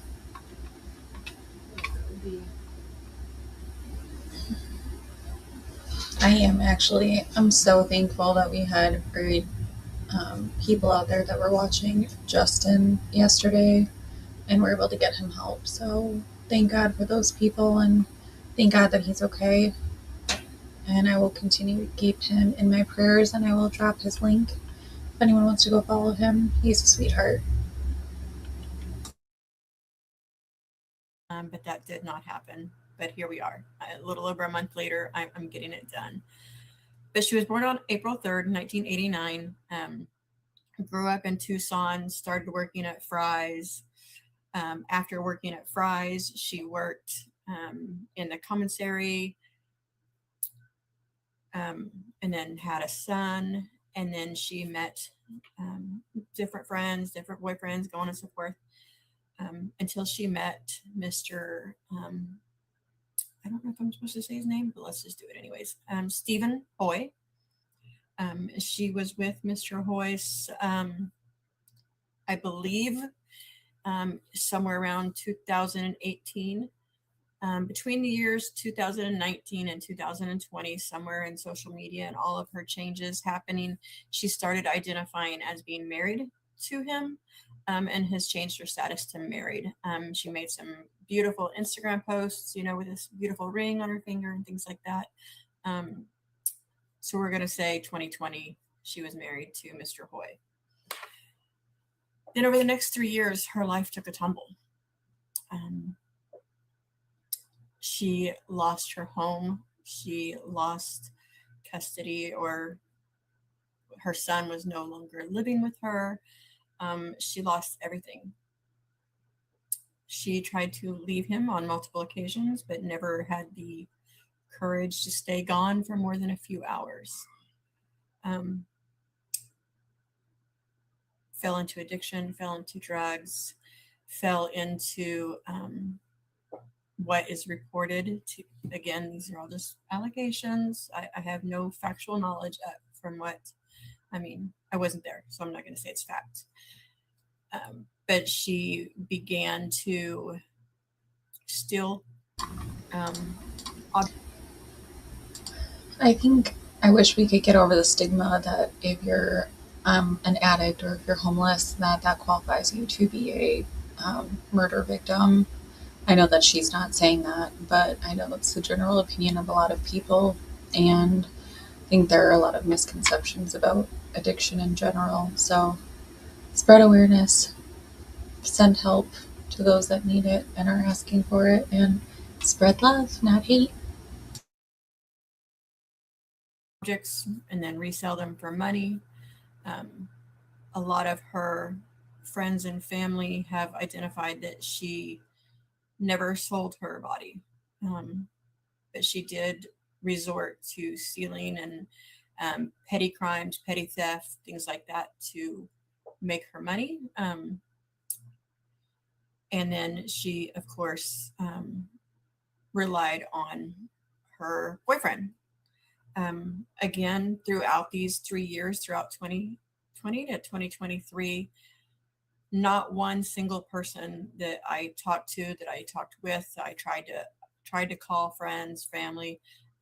Every single person said she was with him always. She never left his side.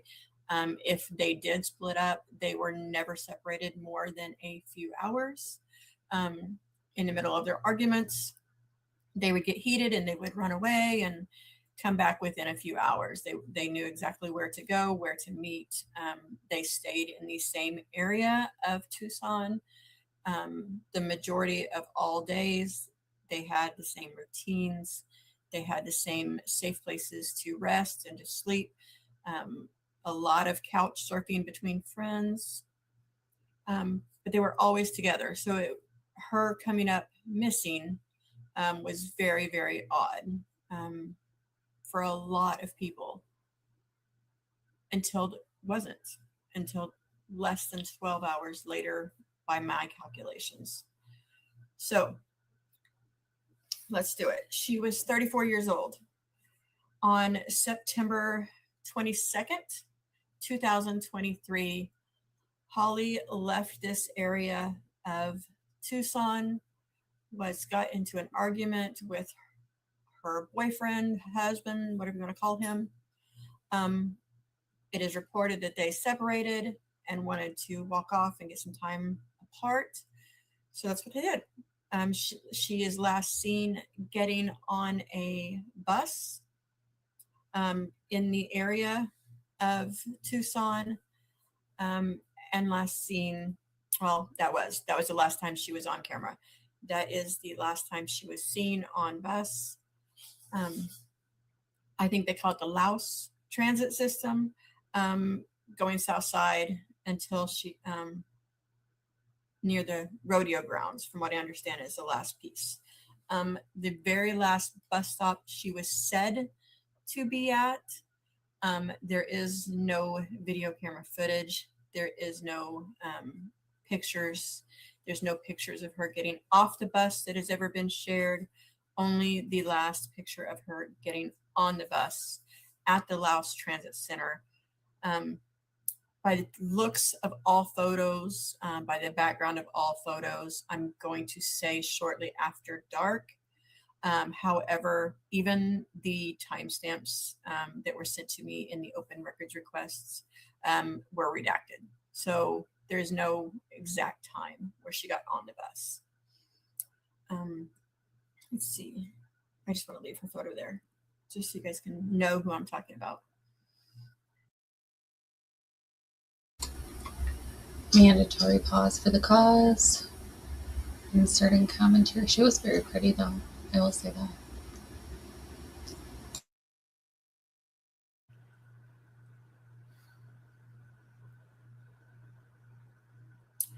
Less than 24 hours after she got on the bus,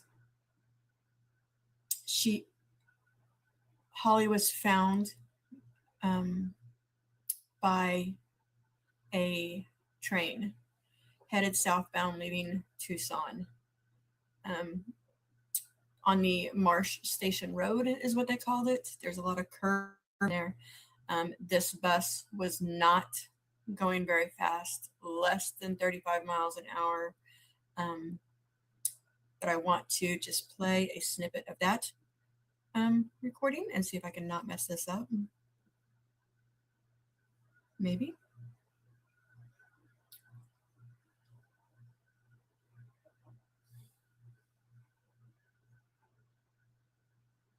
No. Apparently that has now left, so I'm sorry.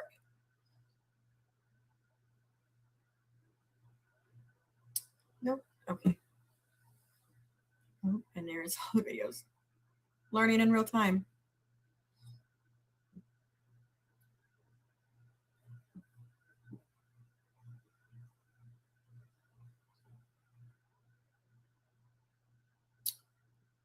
I was going to play the video. Now I cannot. Back to it. She was found by the train conductor. They are the ones that called 911 saying they had found a female body on the tracks and called it into the 911 system, where it was later found through running her fingerprints at scene to be Holly. Mind you, this is less than 24 hours after she was seen getting on the bus.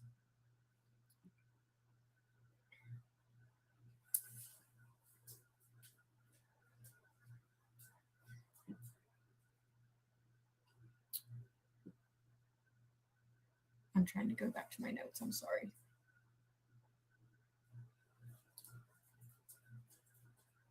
I drove down there. I wanted to see exactly what they were talking about. The person knew the area. However she got there, the person knew the area. What was very odd about this location where Holly was found was the time. And I keep going back to the time because I want to make it very clear. She got on the bus shortly after dark. Time of day, time of year, I'm guessing somewhere in the area of 6:30 p.m. Okay, again, September 23rd, 2023. Less than 24 hours later at 3:29, Union Pacific Railroad called in and said they had found a body on the tracks. Mind you, after doing some digging and research, another train went down that same path on the same day, on the same railroad tracks, same path, less than 90 minutes earlier. There was another train doing the same path, again, 20 some miles an hour, video camera footage, front of the train going down the same path. At 2 p.m., when that footage went down the tracks, Holly was not there. Holly was not there at 2 p.m. when that first train went down the tracks. So, no idea. She arrived in some form in between that 2 p.m. and the 3:29 phone call from the second train by Union Pacific Railroad train conductor. Which, if just the thought, that's the middle of the day, middle of nowhere, middle of the day, beautiful afternoon, for her to be in that area 12, 15 hours later, and nobody know anything, nobody see anything, nobody report anything, over 20 some miles away from where she was last seen getting on the bus. There is one other person who says they've seen her in between those times, but it is a very sketchy, and we'll get into that maybe on the next episode. But yeah, so far that's how we're going to go down this. It was that afternoon when death notification was made to her parents. So clearly we have a time frame if we have a train that goes by 90 minutes earlier and no Holly, and then we have another train that comes by 90 minutes later and she's there at 2 p.m. in the middle of the day.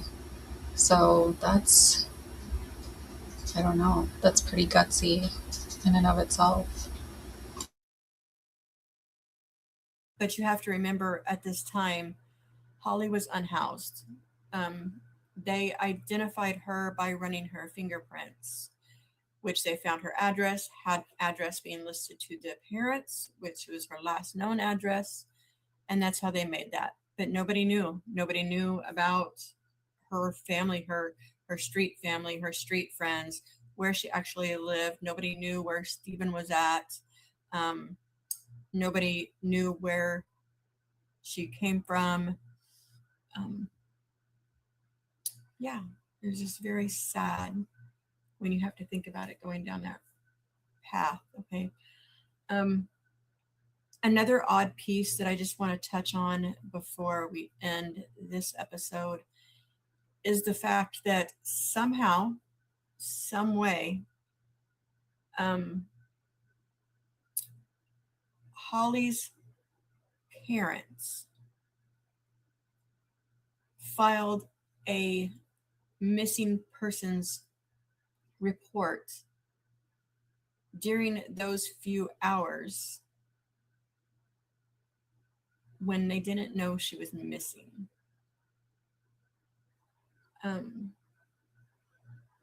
They were told by Holly's boyfriend that he couldn't find her. He, the boyfriend, never contacted police, never told anybody within the justice system that she was missing, and never reported her missing.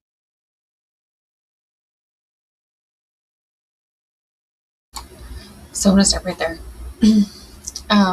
They reported her missing even though they didn't know that she was missing.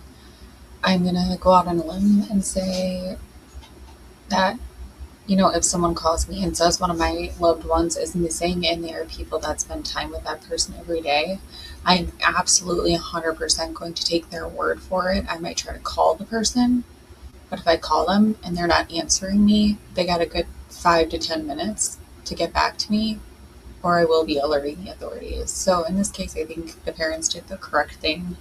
And on the boyfriend end, you know, if he doesn't see her, he knows that she's missing. He did the right thing by contacting the parents. If he was a drug addict or a user, then I think it doesn't need to be said that that is probably the reason that he's not contacting the authorities. But the fact that he contacted the parents to alert them that she was missing, and there's a missing person report before she's found, I don't think that there's anything bad to be said about anyone's actions. I think it's all relatively understandable, in my opinion. He just called her family multiple times, wanting to know if they had seen her.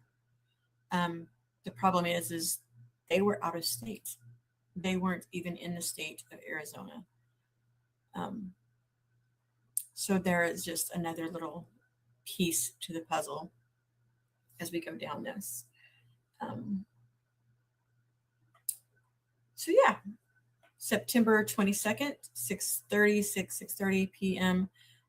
Holly was seen getting on a bus at the Laos Transit Station in Tucson, Arizona. Less than 24 hours later, at 3:29 p.m., her body was found on Marsh Station Road, 20 some miles south of Tucson, an area where she was never known to be. She was never known to go. She was never known to be away from him. And I just want to share within these last few moments we have, because I really want to keep these to 30 minutes or less, some of the photos of Holly and her life, because she really was. She was a beautiful young woman. All evidence shows she has lots of friends. To each their own as to how they choose their friends. But she had good friends. She just fell down a path that couldn't be recovered from. Again, this is Holly. This is the boyfriend, husband, whatever we're calling him these days. I have so many questions about him. I don't know what to call him. So I'll have to keep that one on the back of my mind. But again, these are just pictures of Holly before. And this is where she was found. This is the last location, if you can imagine. Again, like I said, you could literally pull your car up to the train tracks. Another train, and it's a double train, so it could go either way through this area. I am not seeing anything other than her same background. This is the suicide. So, police department and the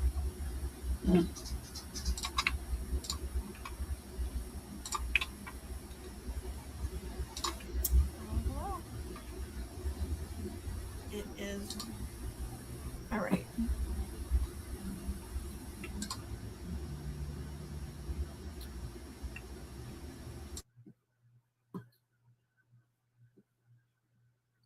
And then I want to start off again this week by reiterating, this is just one case. This is one case of way too many. Holly is one individual that homeless homicide is what I'm going to call it, happens way too often. I did not know Holly. I did not know her personally. I do not know her family. I do not know her friends personally. Holly's case just is one of those that stuck with me because I keep seeing the injustice and misjustice of our court systems, of our federal government, of our state government, of our county government, city government, and it really does go from top down. The corruption and just lack of overall thoughtfulness and empathy that is given to these people of being a victim of a violent crime system as a whole. And I really want to talk about many other, back to the case of Hollie DASSO. Again, at the time of her death, she was unhoused. She was couch surfing with her husband. I was corrected by someone last week, so thank you very much. They were married. They were married in July of 2018, I believe is what I was told. Again, I stand corrected if I'm wrong, but let me go back and, let me just slow down and check my notes.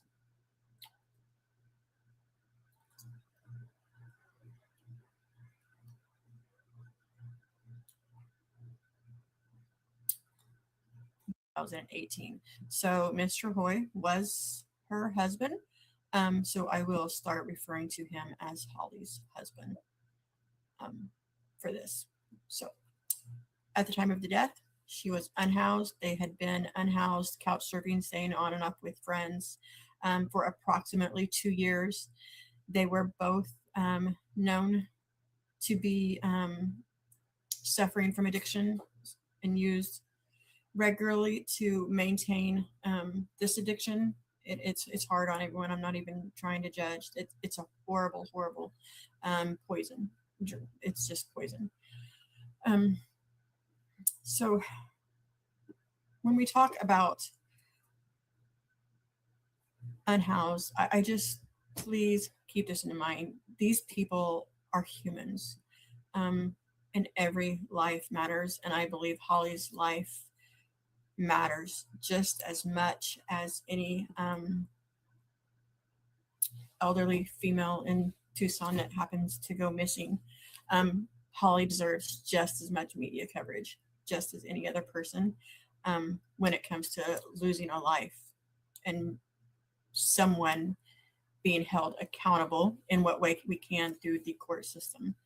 So I will continue to advocate for those that are unhoused. Anybody that is fighting addiction, I will continue to advocate for those people. These communities, these people, the unhoused population is way too often part of a stereotype or a statistic where people are just blocked through multiple layers of trauma, multiple layers of systemic barriers and struggles. No one wakes up wanting to be homeless. No one wakes up every morning wanting to fight or struggle with addiction. These are all part of our human realities. It is part of each of person's characters, and I will not call them a flaw, but it is a character trait that people carry with us. So again, I'm just going to go back. This is my soapbox, and I can jump on any topic I want. I'm going to use it. So again, going back to Hollie's case.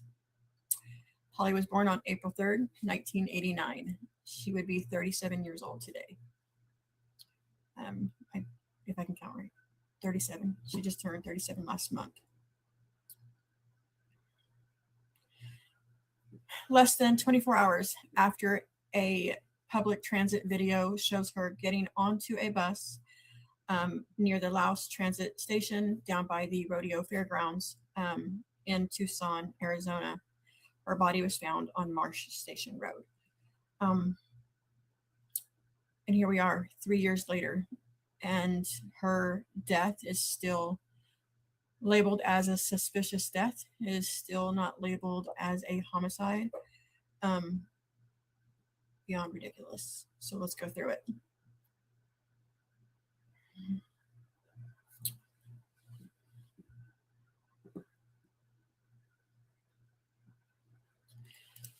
As you heard on the recording, the 911 call came in from the Union Pacific Railroad at 15:29.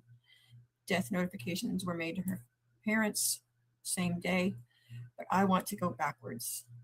I want to know the who's and the where's and the when's. What led up to this? What happened to put her in this position? And so many of those facts are just not known. So we have to currently rely on the notes from different detectives about conversations that they had with different family members and friends of Hollie. And again, I'm going to try to share and show you guys a couple different photos, couple different areas of Tucson to kind of give you a better idea. If you're not in the Tucson area or from the Tucson area, or even from Phoenix, you might not know. So let me see if I can pull this up.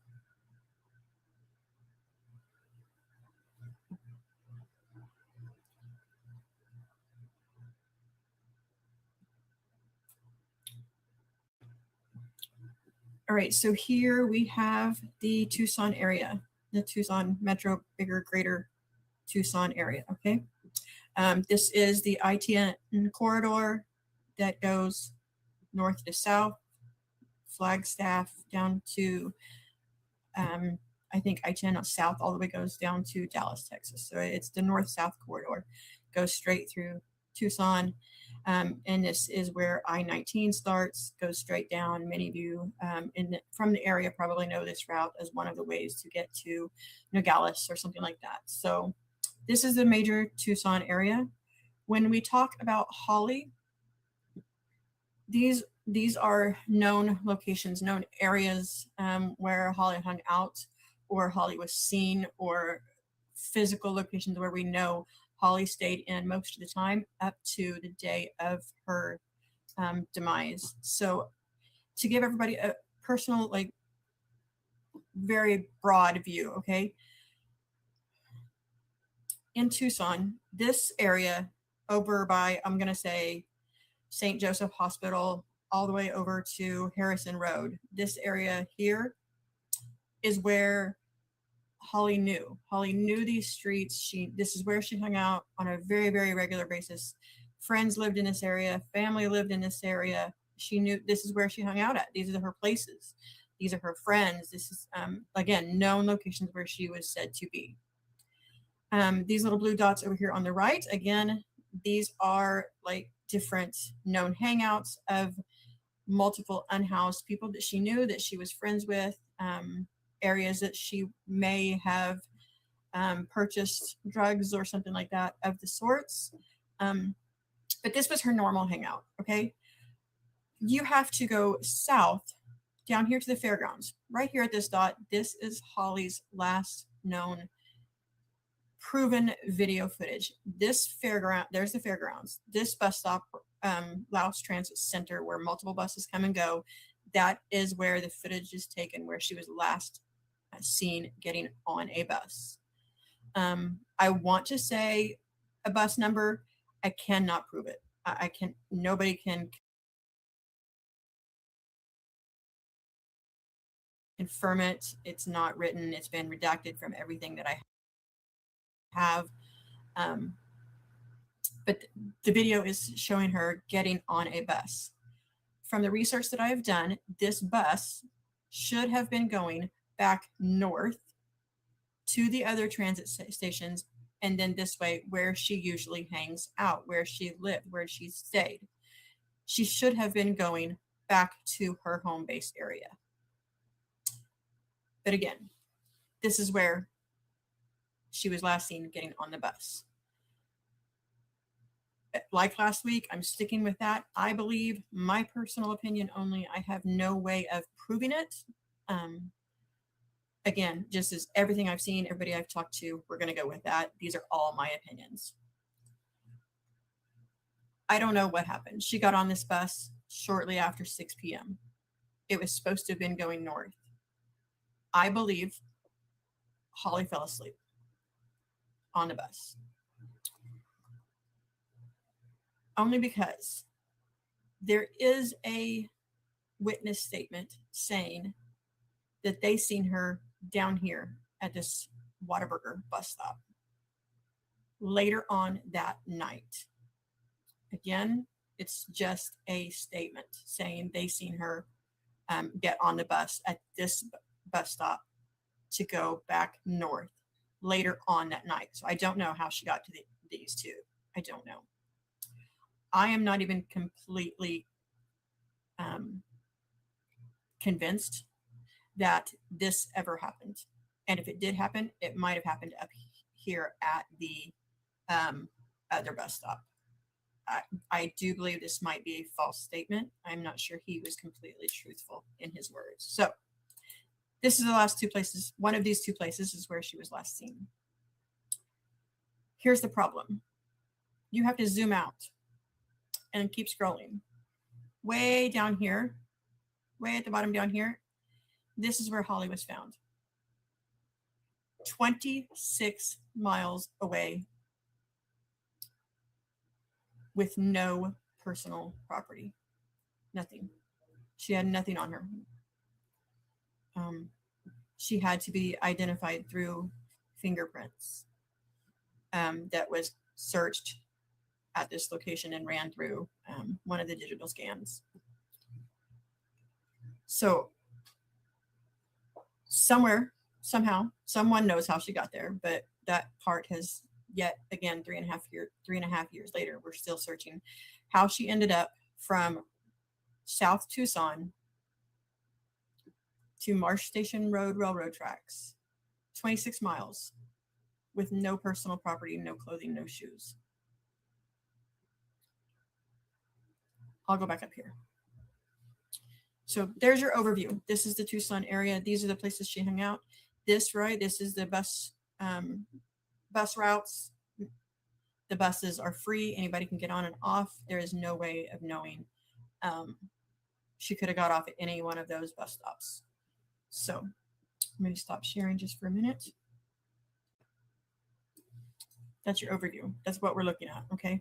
So when I talk about Hollie being in her area, know that she was in her area of the streets of eastern Tucson, where she spent a large portion of her time, where her family was at, where her friends was at. She communicated with her dad often. There was a relationship there. So I don't think she would have been going very far, very often without somebody knowing something. And again, just like last week, I'll say she didn't. Her and her husband did argue. And when they argued, they separated, and one went one way and one went the other way. And they just come back together later on after a few hours when they cooled off for whatever have you, when they were arguing and had to take time apart. On the day, September, back to this, I don't want to misspeak, and I don't want to say things that are not okay.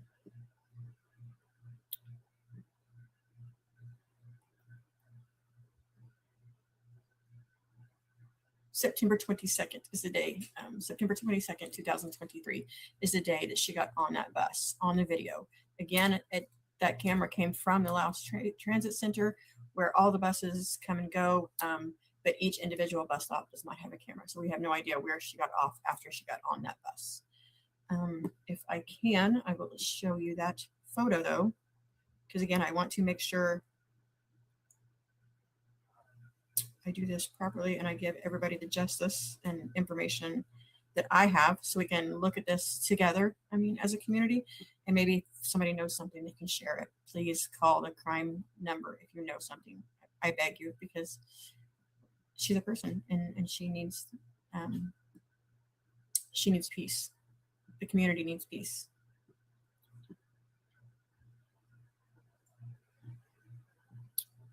Well, I thought I had her numbers, so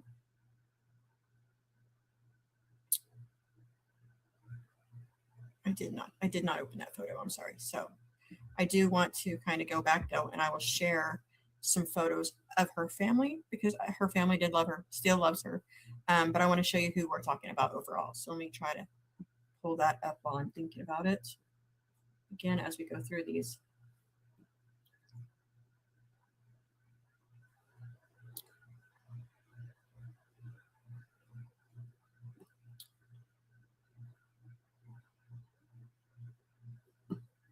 These are going to be snapshots, images of Hollie's family that I have found on social media. So these are from her posts.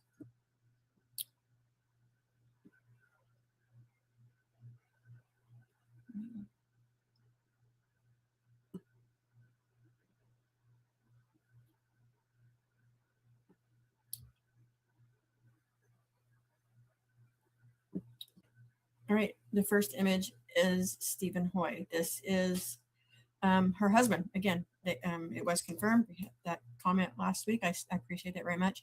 They were married July 28th, 2018. This is Stephen. Not a bad looking dude. What? This lady's husband.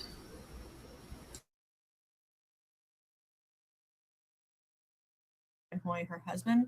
This is who she was with at all times. This is the love of her life that she believed in and she trusted. And that was her piece. That was her person. This is a post, it's a beautiful post that she put up as her mom, sent out to her mom.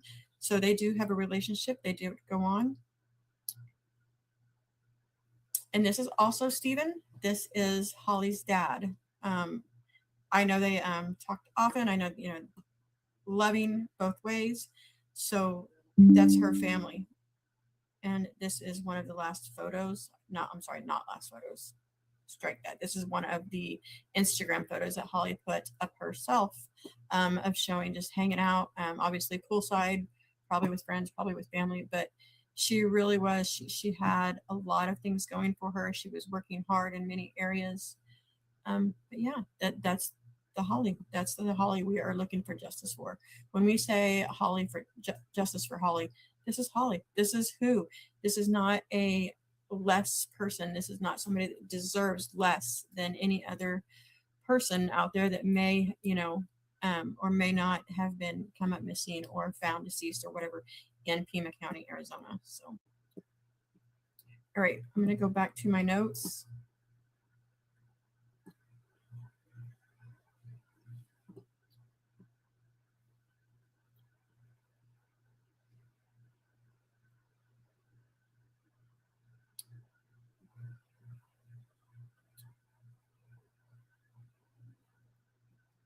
One thing I want to, let's see, I don't know where to begin. I know I said last week I was going to cover a little bit of the autopsy, but the more I think about it, I don't know what that's helping, if anything. I can just tell you that it's horrid. It's horrific. The way she was found, the things that were found. Yeah, it's horrid. I will read verbatim what a couple of them say, just so you can get an idea. Multiple facial fractures, no petechial hemorrhages, broken right femur.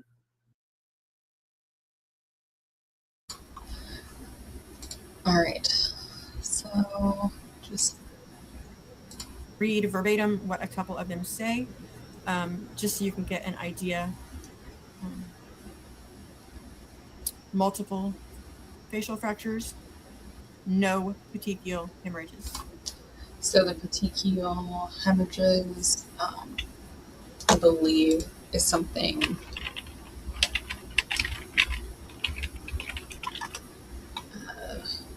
so it's petechiae. They're blood vessels, broken blood vessels in the brain. So it happens like usually in the underlying tissue, indicating severe straining or trauma. Broken right femur. It's the long bone in your leg, the top bone, your thigh bone. Your tibia. And toxicology report was positive for meth, cocaine, and barbiturates. And I say that just because it's a matter of fact. It was known that she struggled with addiction, and in more than one of the witness interviews, she was headed or was leaving to, she was getting on the bus to go find drugs. She wanted to go score. She wanted to get some drugs and kind of calm down and go with that. So that was her intention. That's what she got on the bus to do, is to go find drugs. And I'm not entirely sure we can assume intention out of that, so I'm going to politely disagree with that. there was a conversation that when she gets done, her and her husband would be meeting back up later on. According to her husband, that meeting never took place and he has never seen her since. And we know that she was found the following day. Yeah, I'm going to go with that. I'm going to stick with that for now, but just know that I don't think sharing personal information and the horrible details of the autopsy is going to help find who did this to her. I kind of want to focus on the wheres and the whens. So let me go back to my notes again. When I was in Tucson, kind of looking over this and getting down those areas of the maps and going through the different locations, we drove by the areas of Broadway and Broadway Boulevard and Sarnoff and all those where people talk that these are the, you know, hangouts for her and her husband.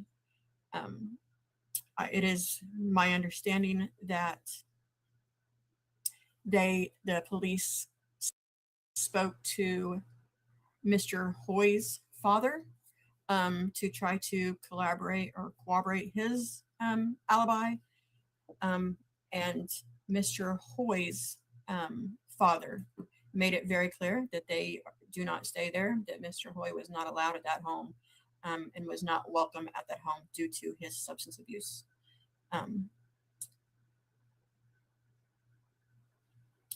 There is multiple other people involved. The investigation goes on to talk about the different people. Again, I'm not going to try to name names. This is an open and ongoing investigation. But if you know something that I say to be factually wrong, please reach out to the police department and let them know. And if you don't want to let them know, let me know, and I'll be happy to share the information with the police. But this is what is reported to be true as of right now through the investigations and conversations that the police have had with her friends and family and other community members. All right, so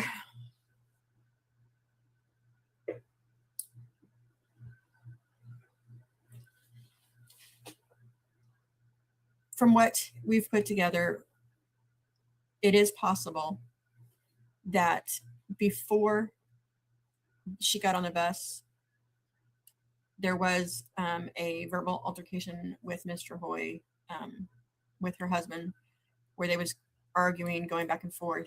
There's also some other indicators that maybe she went to an apartment complex and spoke with one of the people that she often buys from, which again would stay in line. She was getting on the bus to go buy drugs. So if you go and visit your dealer, that's probably a good indicator you're telling the truth. So she went on, she stayed at this apartment for approximately 2 to 3 hours. When someone else showed up at the apartment, she left abruptly. After she left abruptly is, again, no one knows, and she was not seen since leaving that apartment. The timeline in this is very skewed and goes about it different ways. Different witnesses provide information that suggests she was gone for days and days.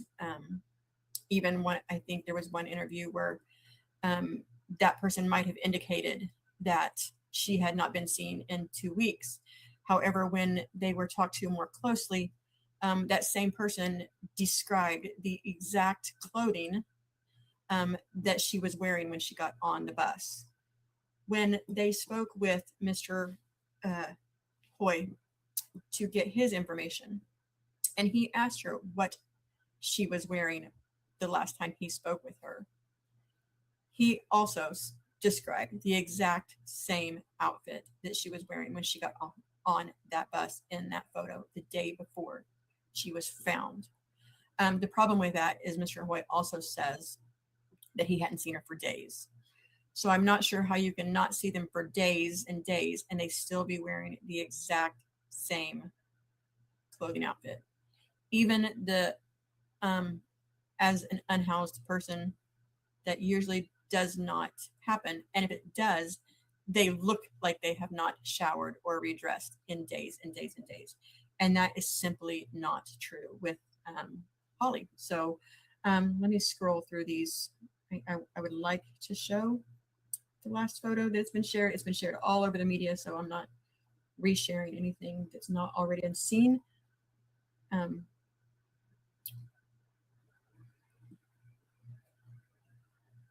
Maybe. Go back to this. All right. So if I share my screen here,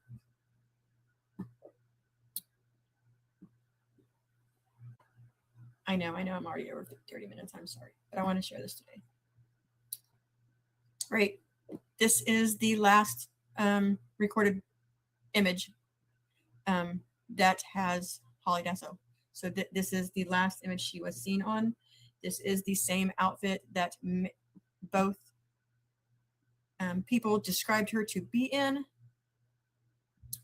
Black tank top, jean shorts, black purse, sandals on her feet. I know it's kind of grainy and I'm sorry, but that's the best image that I was able to get. This is the video, or this is the image that has been shared across media platforms, across news outlets, all of the above, but this is the last photo. This is why I say it was after 6 o'clock. These are the windows. These are the bus windows of the her getting on the bus. So when you go back to it, if you use the backlighting from the buses, there is nothing out here. It is dark. There's nothing, not a lot of people. It is dark there. They have their headlights on. This is the driver, and this is Hollie getting on the bus. It's after dark. This is the day before, September 22nd, the day before she lost her life. This is Hollie getting on the bus. Her clothing is not stained. It is not ripped. She does not appear to be extremely dirty. She appears to have her hair brushed. This is not a person that has been wearing the same clothes for days and days and days. So for her husband to tell the police, this is what she was wearing last time I seen her, and then in another sentence, tell the police, that's what she was wearing when I seen her 2 weeks ago, or 3 days ago, or a while ago. That story changed through different interviews and conversations and phone conversations. So again, that's the last photo of Hollie. Let me see if I can pull it up. This is another photo of Hollie. If you know anything about her death, if you know anything about her life, if you want to help me tell her story of her life, please reach out. I will continue to provide updates and tidbits of information on other videos in the future. But Hollie's life mattered. Just